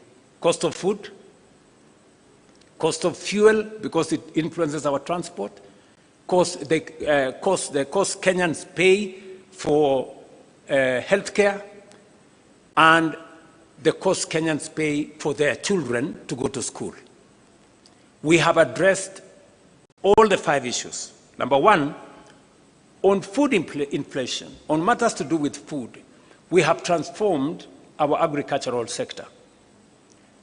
We can confidently stand here and say we did, over the last year or 2 years, we have produced more maize, we have produced more tea, more coffee, more sugarcane, and the whole productivity space has risen. It is the reason why today the prices of unga are different from what they were in 2022. We have made a commitment to that. Number two, we have managed our economy well. That is why fuel inflation has come down. Cost of fuel was 218 at some point per liter. It has come down by almost 30%. And it is because we have taken deliberate steps to stabilize our currency and to make sure that we don't pay more for fuel because our currency is not behaving. We have done the third thing on matters to do with school fees. You all remember we have undertaken education reform. We've raised the budget for education from 500 billion. This financial year, it was 702 billion. The budget that we're going to read in July is 765 billion. Why are we raising resources on matters education? Because we are putting more money in making sure that every child goes to school. We have not only hired more teachers, because if government does not pay for those teachers, boards of governors pay for them, which means parents pay for them. We've hired more teachers to lift up the burden on parents from paying board of governors teachers. Number two, we have reduced fees for our university and TVET institutions by between 10 and 40%. The committees on education are here. We have also, as of this week, reduced the fees for our TVET institutions from 105,000 per year to now a standardized 67,000 per year. You heard the Minister for Education announce that this week. It is because we want to make sure that we lift the burden of parents on matters to do with school fees. And that is the standardized fee. And then we will now go in with all the bursaries the counties are given, all the bursaries the NGCDF is giving, and we have signed agreements with counties. You remember the Comptroller of Budget did raise issues on counties supporting bursaries. The Ministry of Education has signed with all the counties. Now, county governments can give bursaries to all our children because there are no children for national government or county government. That is a step in making sure that we reduce the burden on parents on matters to do with the education of their children. You all know that also we have lifted a heavy load that would otherwise be borne by Kenyans on matters to do with universal health coverage. Today, as the numbers have been told here, we are actually closing to 30. I think by next week or the week after, 30 million Kenyans will be on social health insurance. And this week, forget about the propaganda in the headline of the news that we lost, some 50 billion can be lost. You know, people are mad. If we lose 50 billion, it means there will be nothing to pay, no hospital. This week alone, we are paying 16.2 billion shillings, this week alone, for PHC and for SHIF, this week alone. We are paying the highest amounts of money to any hospital that has ever been paid under any other administration or under any other program. That is the reality. That is a fact. So, in terms of cost of living, we are dealing with health to reduce bills paid by citizens. We are dealing with education to reduce bills paid by citizens. We are managing fuel to reduce transport costs. We are dealing with food so that we can reduce the cost of living. So I want members of this PG to work with your heads high. This administration, the administration you have formed, is tackling cost of living head-on. And finally, we are making sure that more Kenyans have income. Today, I report to this PG, we have 1.8 million Kenyans who are not working in 2022. Today they are working. 1.8 million.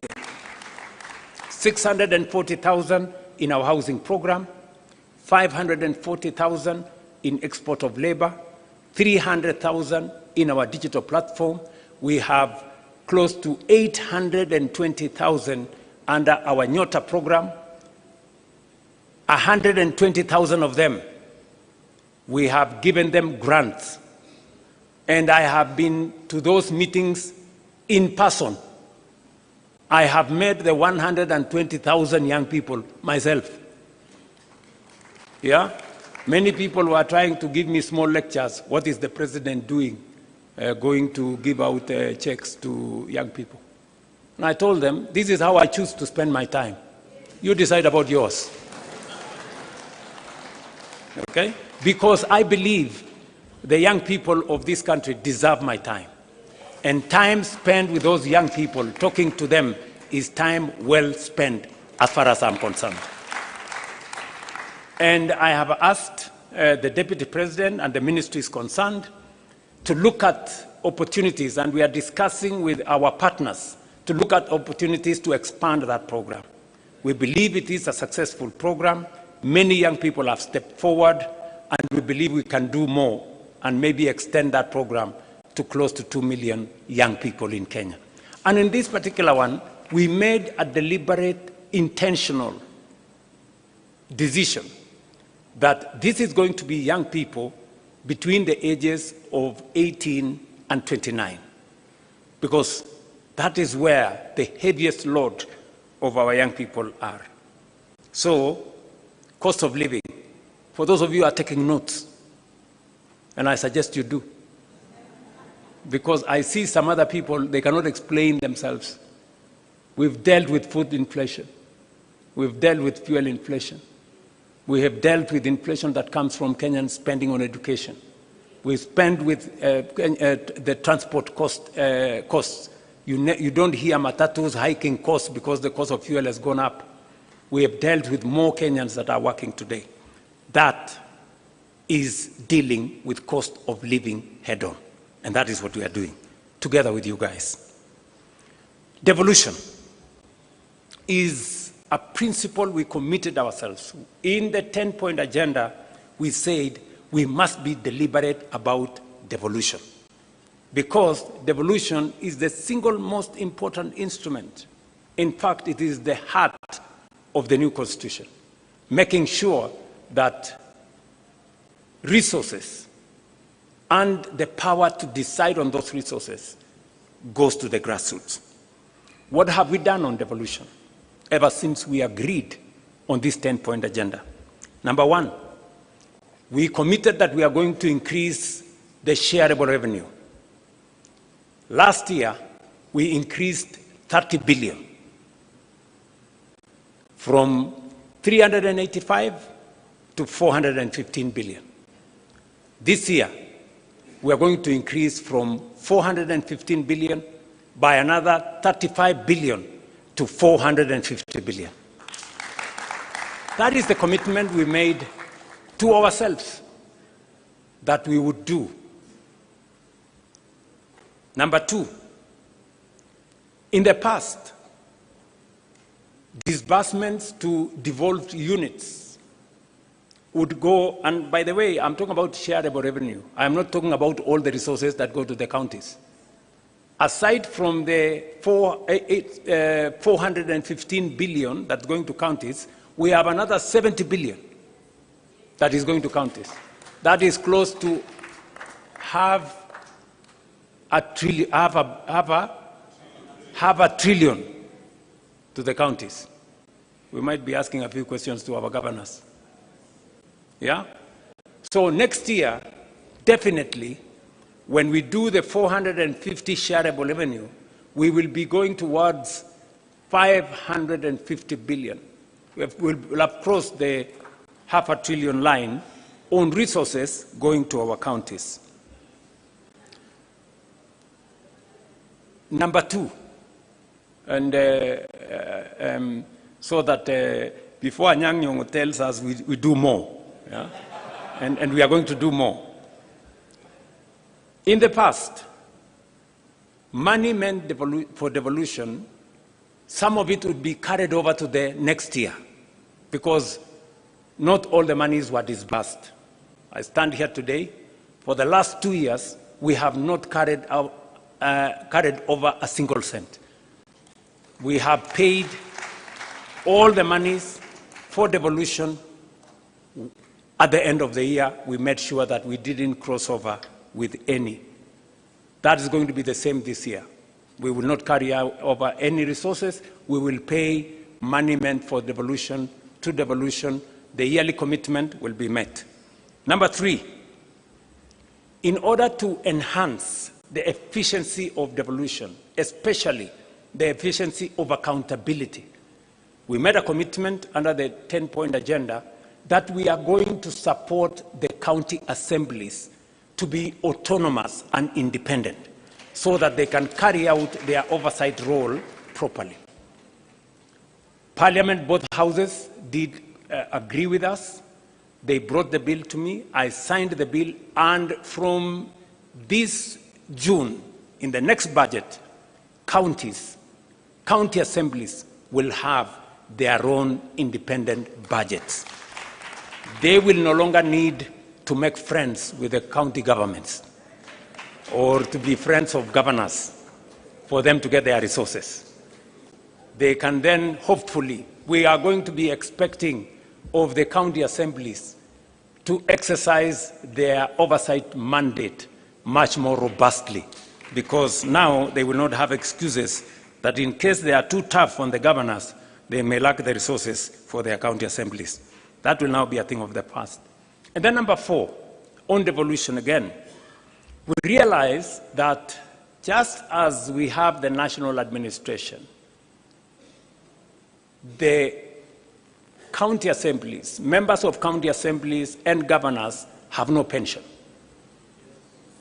And we have made the strategic decision that the bill that was there in Parliament, which in my opinion has serious challenges, it is my position that we now agree in this PG, that it is only fair, governors and members of the county assembly are elected leaders like us. The same way we have pension, it's only right that they have pension. We all agree on the principle of contribution. The same way we contribute pension, they too, and I don't think they have a problem contributing to the pension. So it is my request to this assembly that we change the law that currently is in Parliament so that we include governors and we make sure that that pensions bill is contributory. Yesterday, I did sign into law the pension benefits for judges.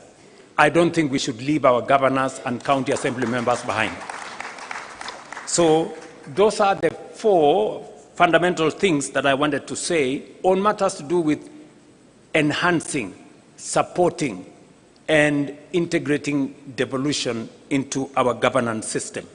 Finally, now that the court has pronounced itself on the matter of CDF, it is my belief that the bill on ward fund that currently is in Parliament should now be fashioned along the recommendation that has been made by the court and fast-track it so that our county assemblies can equally have a legal framework to guide on matters to do with ward fund.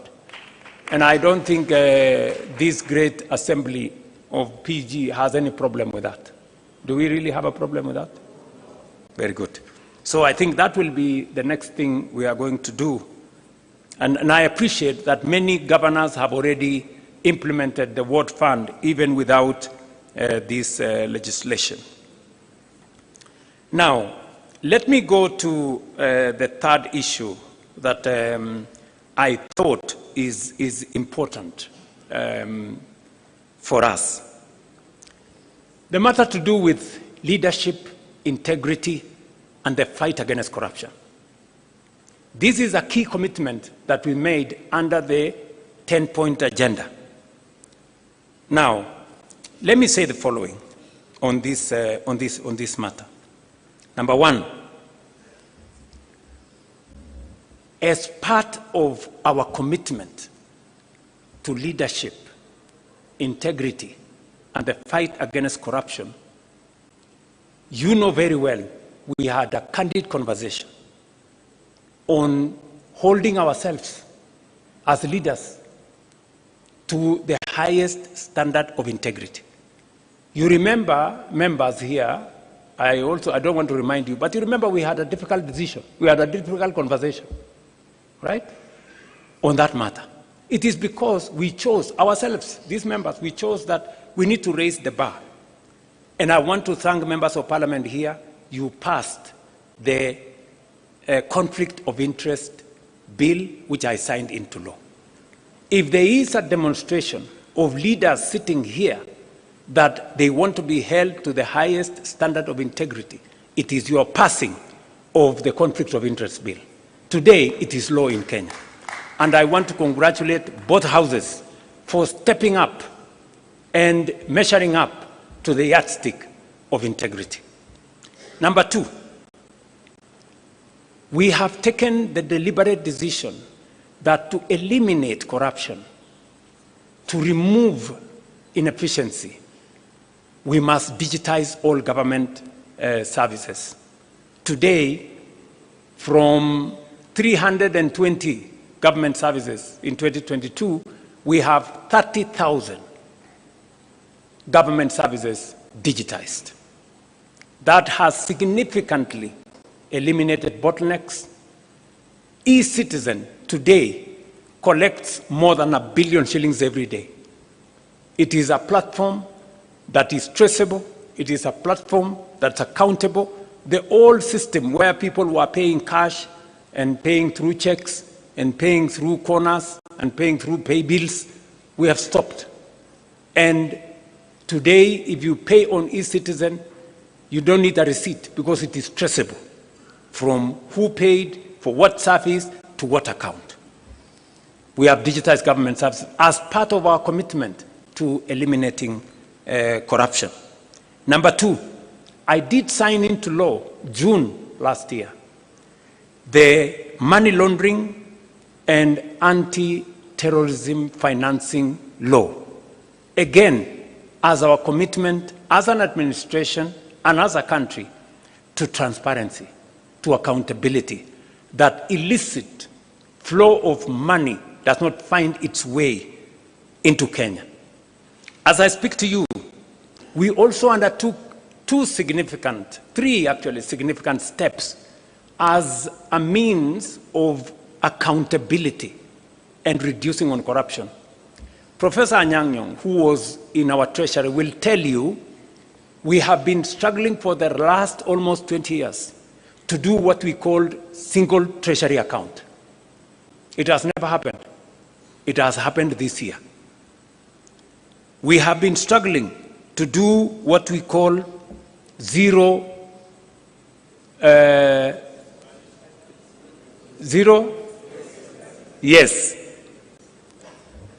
budgeting, meaning that we eliminate confusion. There was an element where people were saying corruption is budgeted. This time round, we are introducing greater accountability on budgeting to make sure that for every budget, every year we bring it to zero. We know what was achieved, what was not achieved, and then we plan again. So those two, and then finally, we are undertaking the e-government procurement. We know it has caused difficulties. It has not been easy. But it has not been easy because those people who are used to manipulating things and tenders and what have really fought this matter. We agreed on EGP like 8 years ago. I think it was 2020. It has been in the books. It has never been implemented. We have implemented it this year. Why? Because we want government procurement to be transparent. We want accountability. And we want to know if you are selling to government, are we getting a fair price? Who is supplying the tender? For how much? And it must be open in a portal where all people involved can follow, so that if I don't get the tender, it means I was not the lowest or I did not meet the qualifications. That is what we are doing in matters to do with integrity and making sure that leadership is held to account. Let me also say that we have enhanced the place of the Kenya Anti-Corruption Commission. They have concluded 143 cases, investigations. They have already obtained in the last 3 years 86 convictions. And because we have always been told convictions is a challenge, we have achieved 86 convictions, and especially we have enhanced their capacity to seize assets. We've already obtained assets of 9.8 billion, which have now come back to government, and we are pursuing assets worth 22 billion. assets that were obtained by corrupt means. And we say those assets must be surrendered to the government of Kenya. On the fourth item that I wanted to speak to is on the matter of debt. In fact, if you look at the 10-point agenda, there was a bullet, standalone, national debt. The national debt has been a very big challenge to Kenya. In fact, debt almost brought our country to its knees. You heard what Professor Kidure said, that in 2022, there were 6 countries that everybody believed in the world they were going to default on their foreign financial obligations. One of them was Kenya. And why was Kenya there? Because we had the highest, the largest Eurobond of $2 billion. And I remember my good friend John Buddy saying, I mean, this debt was there, everybody knew it was coming up, and nobody was doing something about it. You know, we were just waiting. And so the first thing when we came into office, we said we can't. This country cannot default because many people don't understand the consequences of a country defaulting on its foreign obligations. It just turns your economy into something else. Just look at what happened in one of our neighboring countries. I don't want to mention names. When they defaulted, their currency was devalued by 100%. Just imagine Kenya's currency moving from 120 to 240. Would we have a country left here? And you know, there were very many people who were persuaded that the Kenya currency was going to go to 200. In fact, I remember speaking to one of the bankers, who is no longer my friend, because he was among the people who, you know, imagined, they were already piling up dollars, because they imagined that when it gets to 200, they will make a killing. Unfortunately for them, they had to make losses because the 200 shilling dollar did not happen. So we had to intentionally deal with the debt. What have we done on matters to do with debt? Number one, we made sure that we did whatever it took. And I appreciate that I had to make some very difficult decisions for us to be able to escape that we had to cut down on spending by about 300 billion. We had to remove subsidies on unga. We had to remove subsidies on fuel. We had to eliminate, we had to stall some of our projects because we had to pull back from continuous borrowing. That's number one. Number two, we did not just avoid default. We now went into a plan on how do we reorganize our debt. How do we successfully negotiate our way? I can confidently, that's why we went to the market. We went to the market in February 2024. We went to the market in February 2025. We went to the market in October 2025. And we went to the market again this February. To do what? To do liability management. The debts that were due next year, we now have no debts due in 2027. We have a small debt due in 2028. Then we will go to 2037. We have reorganized our debt portfolio so that it doesn't threaten our fiscal sustainability. And I must thank John Mbadi and his team at Treasury. They have done a very commendable job. Muwapigie makofi. We have also engaged some of our lenders. I do not want to mention names. I have had to go and sit with some of the lenders and tell them, guys, some of these loans, the repayment is too steep for us. You know, some of the interest rates you are charging us are very high. And we have successfully managed to reduce some of the interest rates. We have managed to change some of the structure of the debt so that instead of too much upfront payment, we have managed to negotiate to make them concessional. And today, I can confidently tell the country that we have avoided situations that would put a lot of strain in our budget. And number three, we have also decided that we are going to be innovative. We are going to be creative in how we do public assets. It is no longer tenable for us to continue borrowing. That is why we have said we are not taking any borrowing resources unless it is absolutely necessary.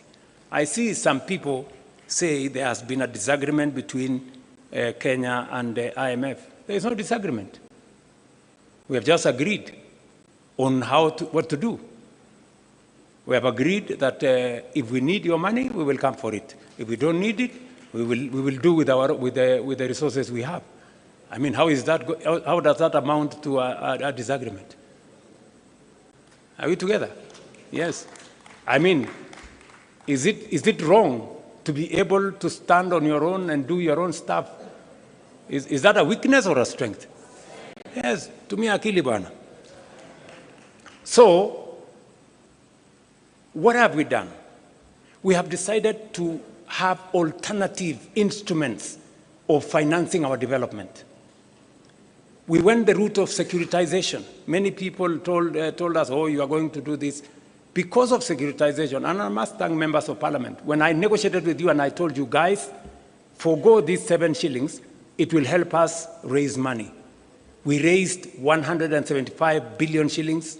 We returned all the contractors to our roads. We paid them. Today, we have 6,000 kilometers of road going on in Kenya. We have 90% of our contractors are back on site, and new roads are now being contracted because we decided not to continuously depend on the budget. We looked for alternative instruments of financing our road infrastructure. We are doing the same with Talanta. We are doing the same. Look, when I say innovative, I was explaining today in the morning, how did we decide to finance Talanta? The sports fund has been a fund that has been there forever. That sports fund has not achieved much because you find a few, a small project there. Most of the money is lost. Another project there, some cabro in some place, some gate in some place. We decided that instead of spending this money with no accountability, let us consolidate it and do a big project. Today, and somebody was saying, oh, William Ruto has pledged for 15 years money from the sports fund. Yes, we have done it. But at least we have Talanta Stadium complete, standing here. Tell me, sports fund has been there for 20 years. Which other project has it done? Can you show me one project?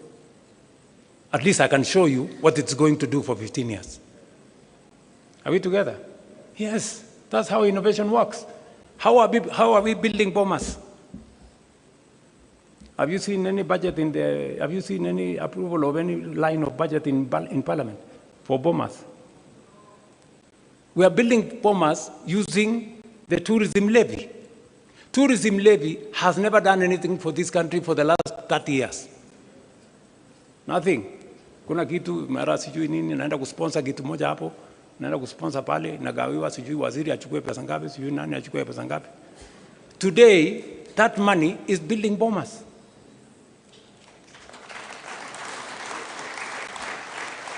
Friends, that is how thinking out of the box looks like. Kwani mlikuwa mnafikiri thinking out of the box ni kufanya kitu gani?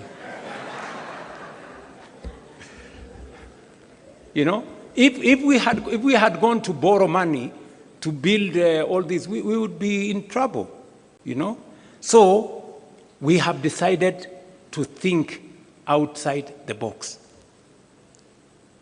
Securitization. We are discussing today proceeds from some of our mature assets. When we discussed about selling a stake in Kenya Pipeline, many people said, oh, you want to sell the family jewel, or you want to sell this. We've done privatization before.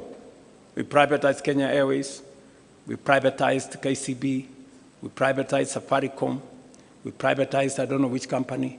But today, we cannot account for the proceeds of that privatization. We are doing it differently. And that is why Parliament passed the National Infrastructure Fund.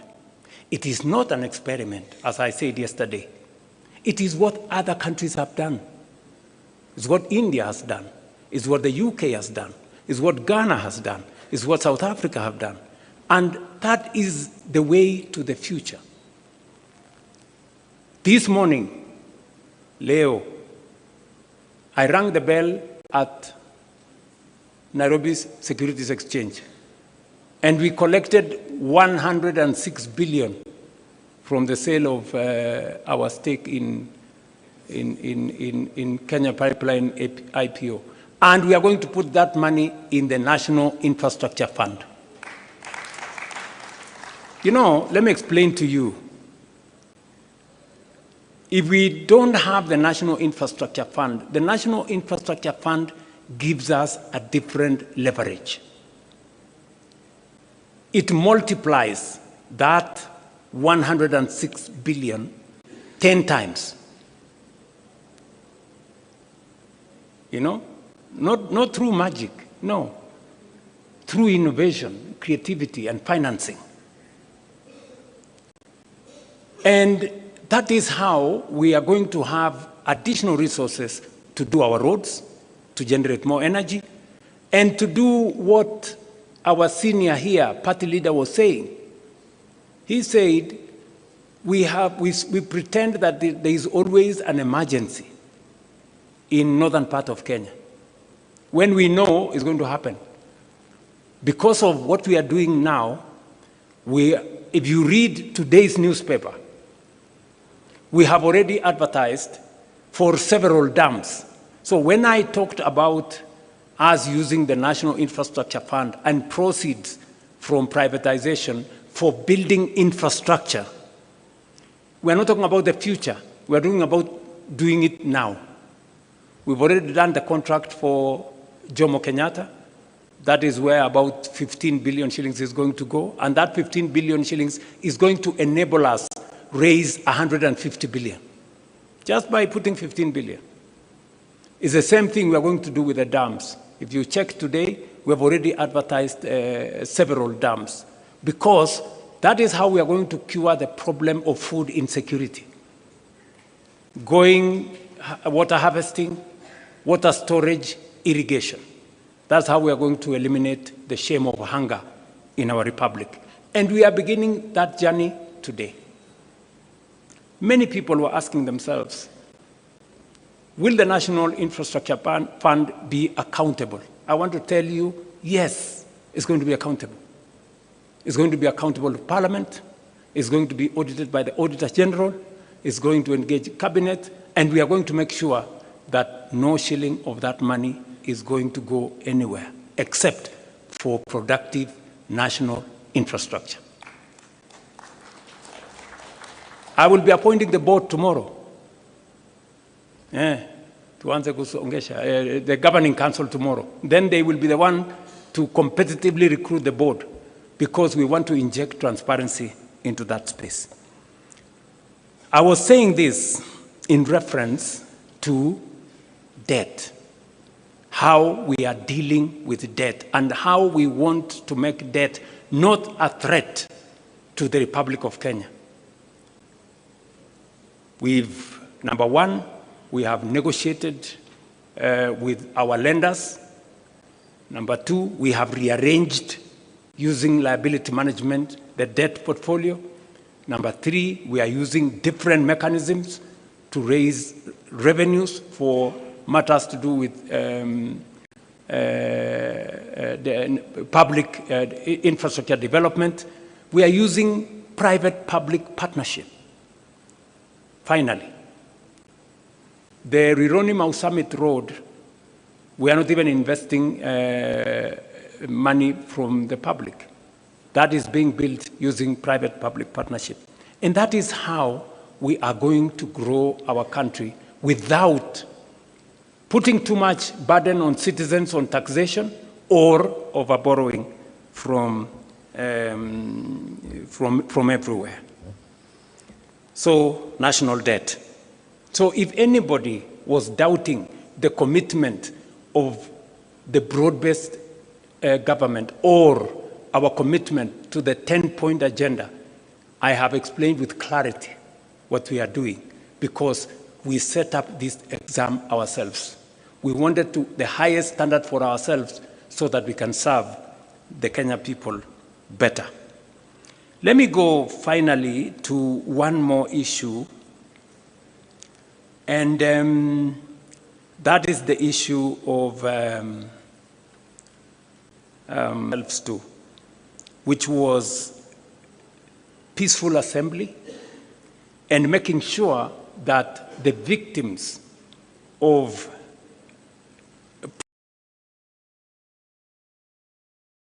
although we have been told here, and it is correct by the party leader of ODM, that you can never compensate life, but you can do something about it.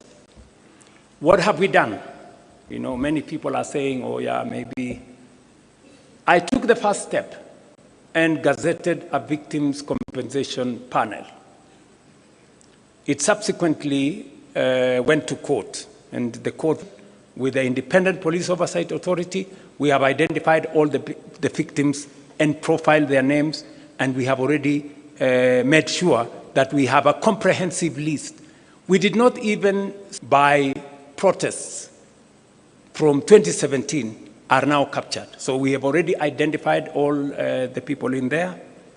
We have provided resources. You will be approving 2 billion shillings to make sure that we have the resources to compensate those people. Finally, the court came through and gave direction on how that process should be done. And last, now, in compliance with the decision of the court, last week we gazetted a panel, as was recommended by the court, to expedite this process. And it is our belief that unless we should be able to conclude this exercise before June, so that we can all be in that space. But we are not stopping there. We are saying we want to look at the future. And so I think it will be right for us in this BPG to recommend that the Kenya Human Rights Commission propose a law to Parliament on protection of protesters, on how to protect protesters, because it is a constitutional right. We do not want to propose the law from the executive side of government, conclude by saying that aside from that, we have facilitated the independence in bridge are held to account. As I speak to you today, 35 cases have been successful, have been convicted. As I talk to you, we have another 30 cases that are undergoing disciplinary action in the police, and the process is ongoing.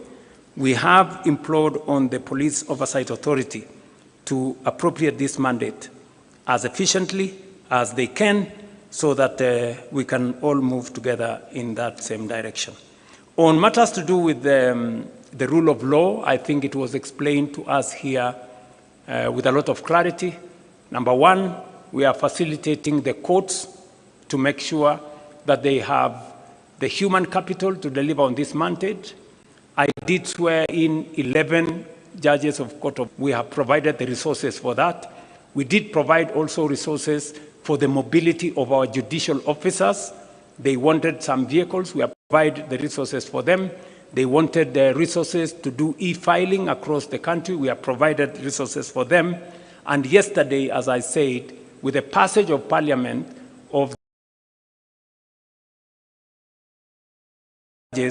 Yesterday, I did sign it into law so that we can give our judicial officers greater capacity and be able to, for them to be able to appropriate out, just as summary of the items that we are engaged in as an administration. And we are not doing this to satisfy the 10-point agenda. No, we are doing this because we made a commitment, not by force, but because we wanted to do it. And I am very confident that working with you, we will find the way into the future together.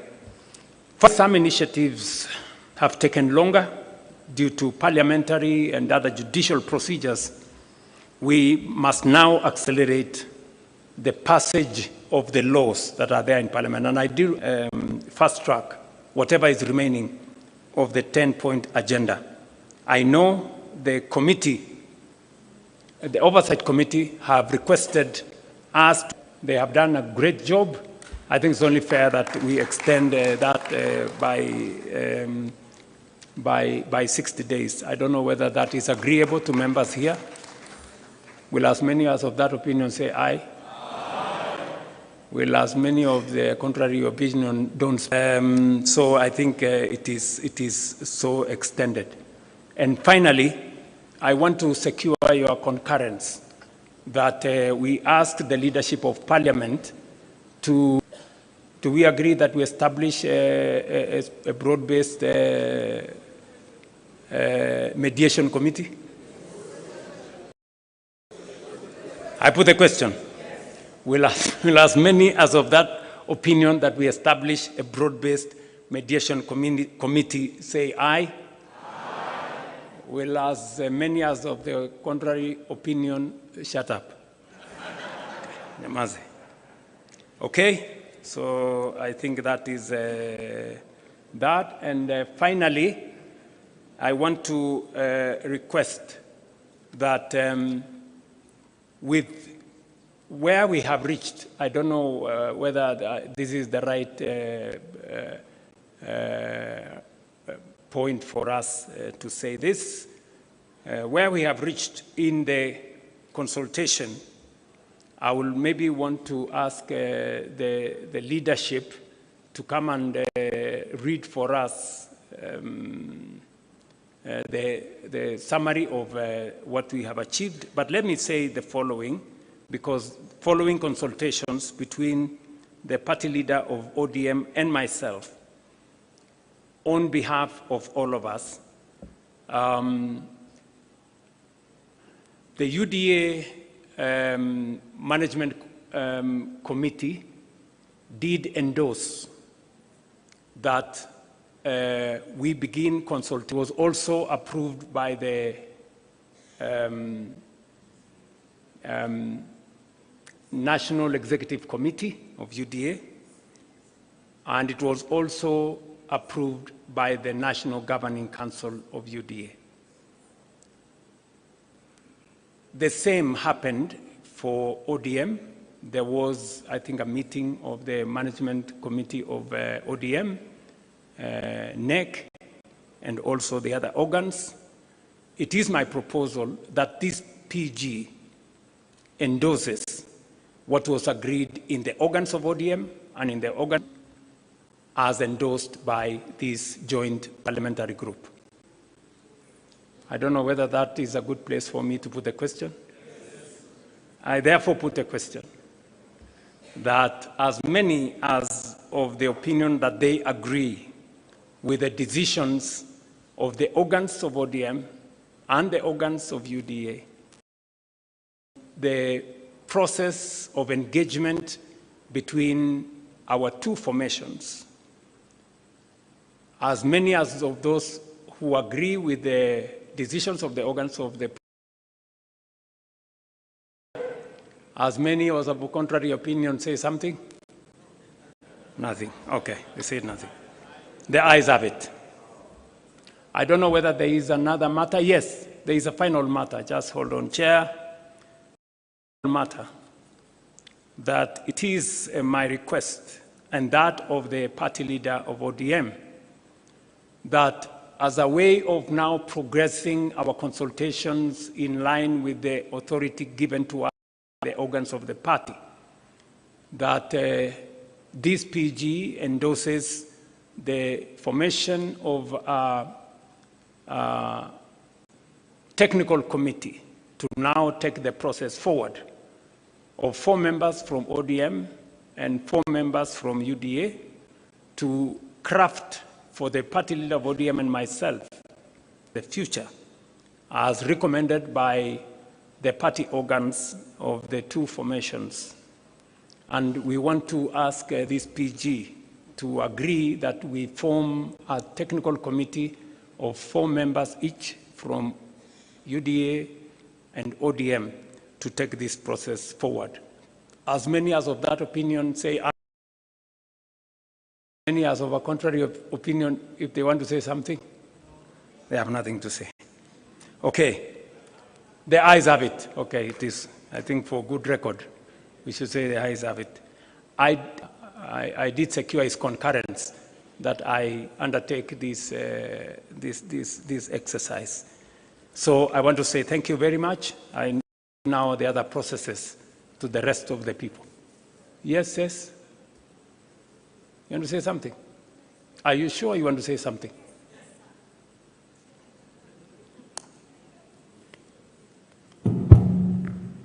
Sir, I'm sorry I have to speak before you come down. Please say something about the 2/3 gender rule. It is silent in this report, even under the recommendations of the ZANI committee. They are silent about the way forward. No, it is not there. It's there. Just mentioned. It is there, can somebody read out the Chair, it is there, says. Your Excellency, please let me read for you. We cannot make such a fatal mistake. You know, Your Excellency. Item number 1, constitutional amendment. Yes. Yeah, but so, you know, sir, you know how critical this matter is. Yes. Your pronouncement means a lot to the women of this country.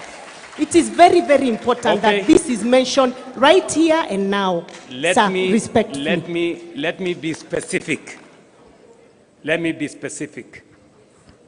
Part of the reason why we believe there is need for a broad-based mediation committee is because the constitutional amendments that have been proposed, including that specific one on 2/3 gender rule, we need as a broad-based to agree on a common position, both in the National Assembly and the Senate.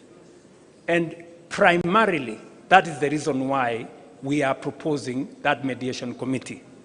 And we all agree in this PG that we are in support, at least party leader Oburu Oginga and myself support 100% the matter of the 2/3 gender rule, and this parliamentary group in its entirety, without any exceptions, support the 2-gender rule. We'll ask 2/3 gender rule. Will as many as of that opinion say aye? Honestly says, we are all in. Yeah, we are all in. So thank you very much.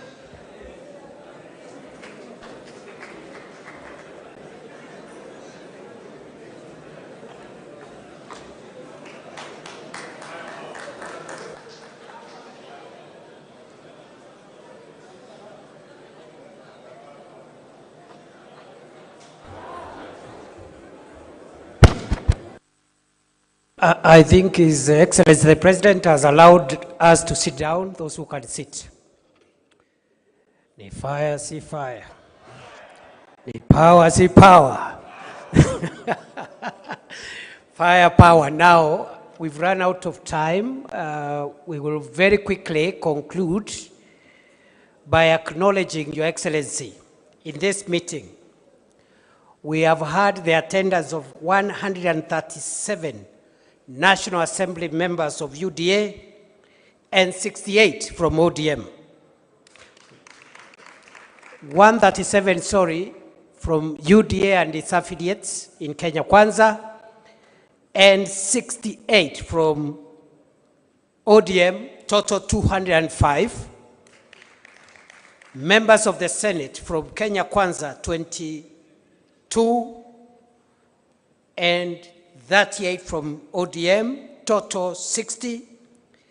Iala members, 3 from UDA, and none from ODM. I don't know where the ODM Iala brigade is.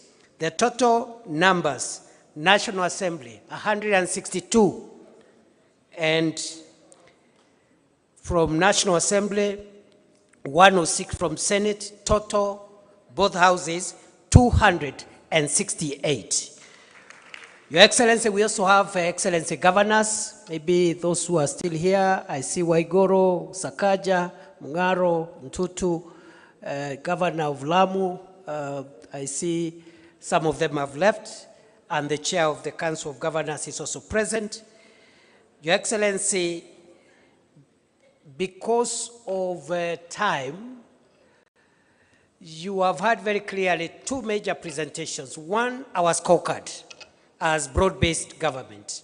2, our progress on this long-term issue about the 10-point agenda. Our 2 leaders have spoken, UDA, ODM.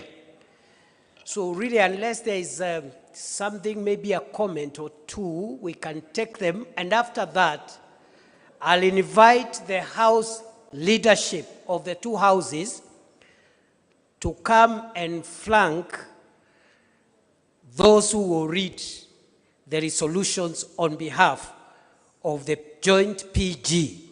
And in the next 3-4 minutes, we can be out of here. Yes, Honorable Oluoch, quickly.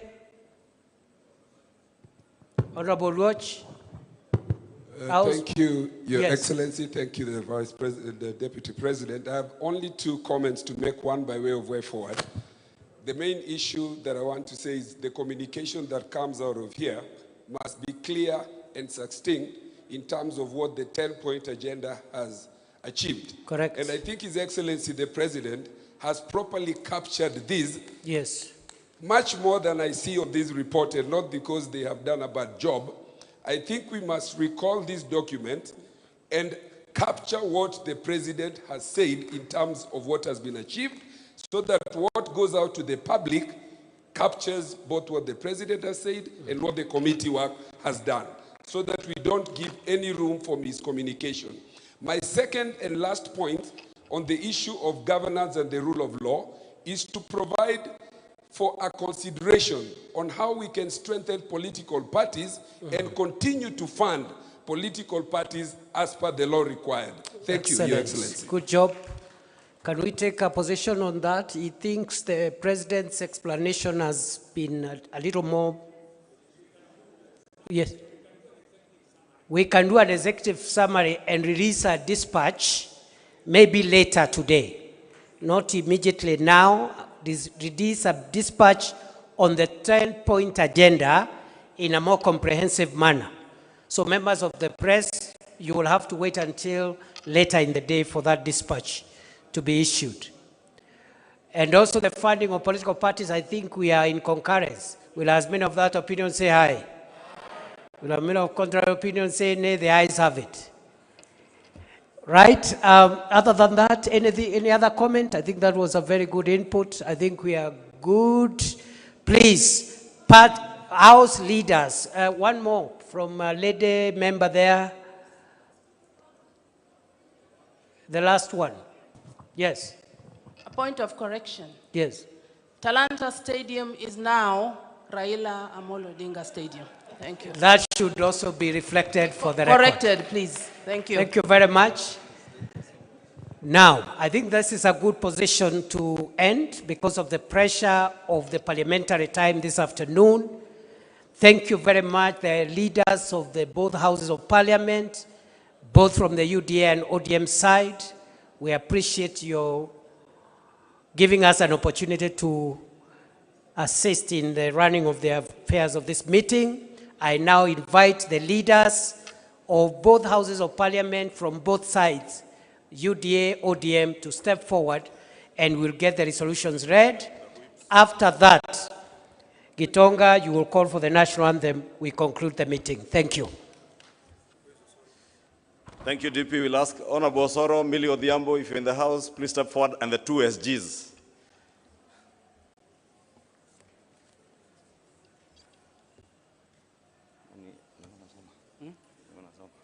No, you can read page 1, then you can give me the rest. This thing.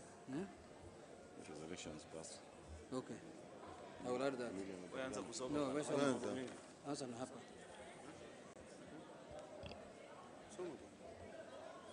SG. Millie. Can come here.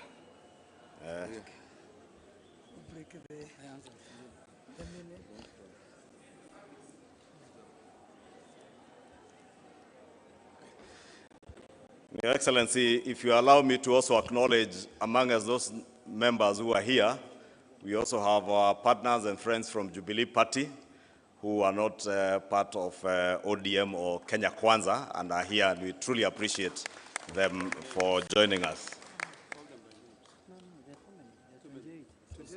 I'll now proceed to read the communique following the second joint ODM-UDA Parliamentary Group meeting held at the KICC today in Nairobi. The Joint Parliamentary Group of the United Democratic Alliance, UDA, and the Orange Democratic Movement, ODM, held its second meeting at the Kenyatta International Conference Center, Nairobi, on the 10th of March 2026. The meeting has reviewed progress made in the implementation of the broad-based government agenda over the past year and received a report from the Oversight Committee on the status of the 10-point agenda agreed upon under the Memorandum of Understanding between the two parties. The joint PG noted with satisfaction that approximately 80% of the agreed commitments have been implemented. The meeting reaffirmed that the Memorandum of Understanding between UDA and ODM is anchored on a 10-point agenda drawn largely from the recommendations of the National Dialogue Committee, NADCO, addressing key national priorities, including electoral reforms, the cost of living, governance, economic stability, and institutional reforms. Members have observed that the partnership has contributed significantly to political stability and created an enabling environment for the implementation of programs aimed at expanding economic opportunities, particularly for young people in our country, while strengthening sound economic management. The meeting further noted progress made in stabilizing the economy and addressing the cost of living through measures including reduced inflation, the continuous fertilizer subsidies program that is supporting farmers across the nation, expanded health care and health coverage under the Social Health Authority, strengthened anti-corruption measures, and the revival of the stalled road projects through the securitization of the Road Maintenance Levy Fund. I want to invite Honorable Junet to continue. Oh, okay. The meeting resolved to extend the mandate of the Oversight Committee by 60 days to enable it to finalize outstanding matters arising from the implementation of the agenda. In addition, the joint PG agreed to establish a joint technical committee with each party nominating 4 members and the respective executive directors serving as joint secretaries. The committee will develop the shared policy agenda and priorities of the two parties, which will inform the work of a coalition framework to be considered later in the year. So this is the technical committee that will develop the issues and the things that pertain to the public and the two parties and lay ground on what issues the negotiation committee will discuss on the issues. The Joint Parliamentary Group reaffirmed its commitment to continued cooperation in the national interest and to advancing reforms aimed at strengthening Kenya's democracy stabilizing the economy, and improving the livelihoods of the people of Kenya. The PG resolved to adopt all resolutions passed by organs of the parties. That's the end of our statement, and thank you very much, Your Excellency. In conclusion also, in the spirit of strengthening political parties, I want to bring to the attention of the PG that ODM is owed 12 billion shillings as their money. 12 billion. If we get that one, then we shall be very happy. Please take that. Thank you. I think, DP, I'll invite you back to help us close the meeting and request members of the House Business Committee in both houses, please, immediately after this meeting, Honorable TJ, let us proceed straight into the meeting for the House Business Committee. Thank you. And with that, I'll request that we all be upstanding for the national anthem, which is our joint prayer as we come to the conclusion of this session. So let's all be upstanding for the national anthem. The anthem.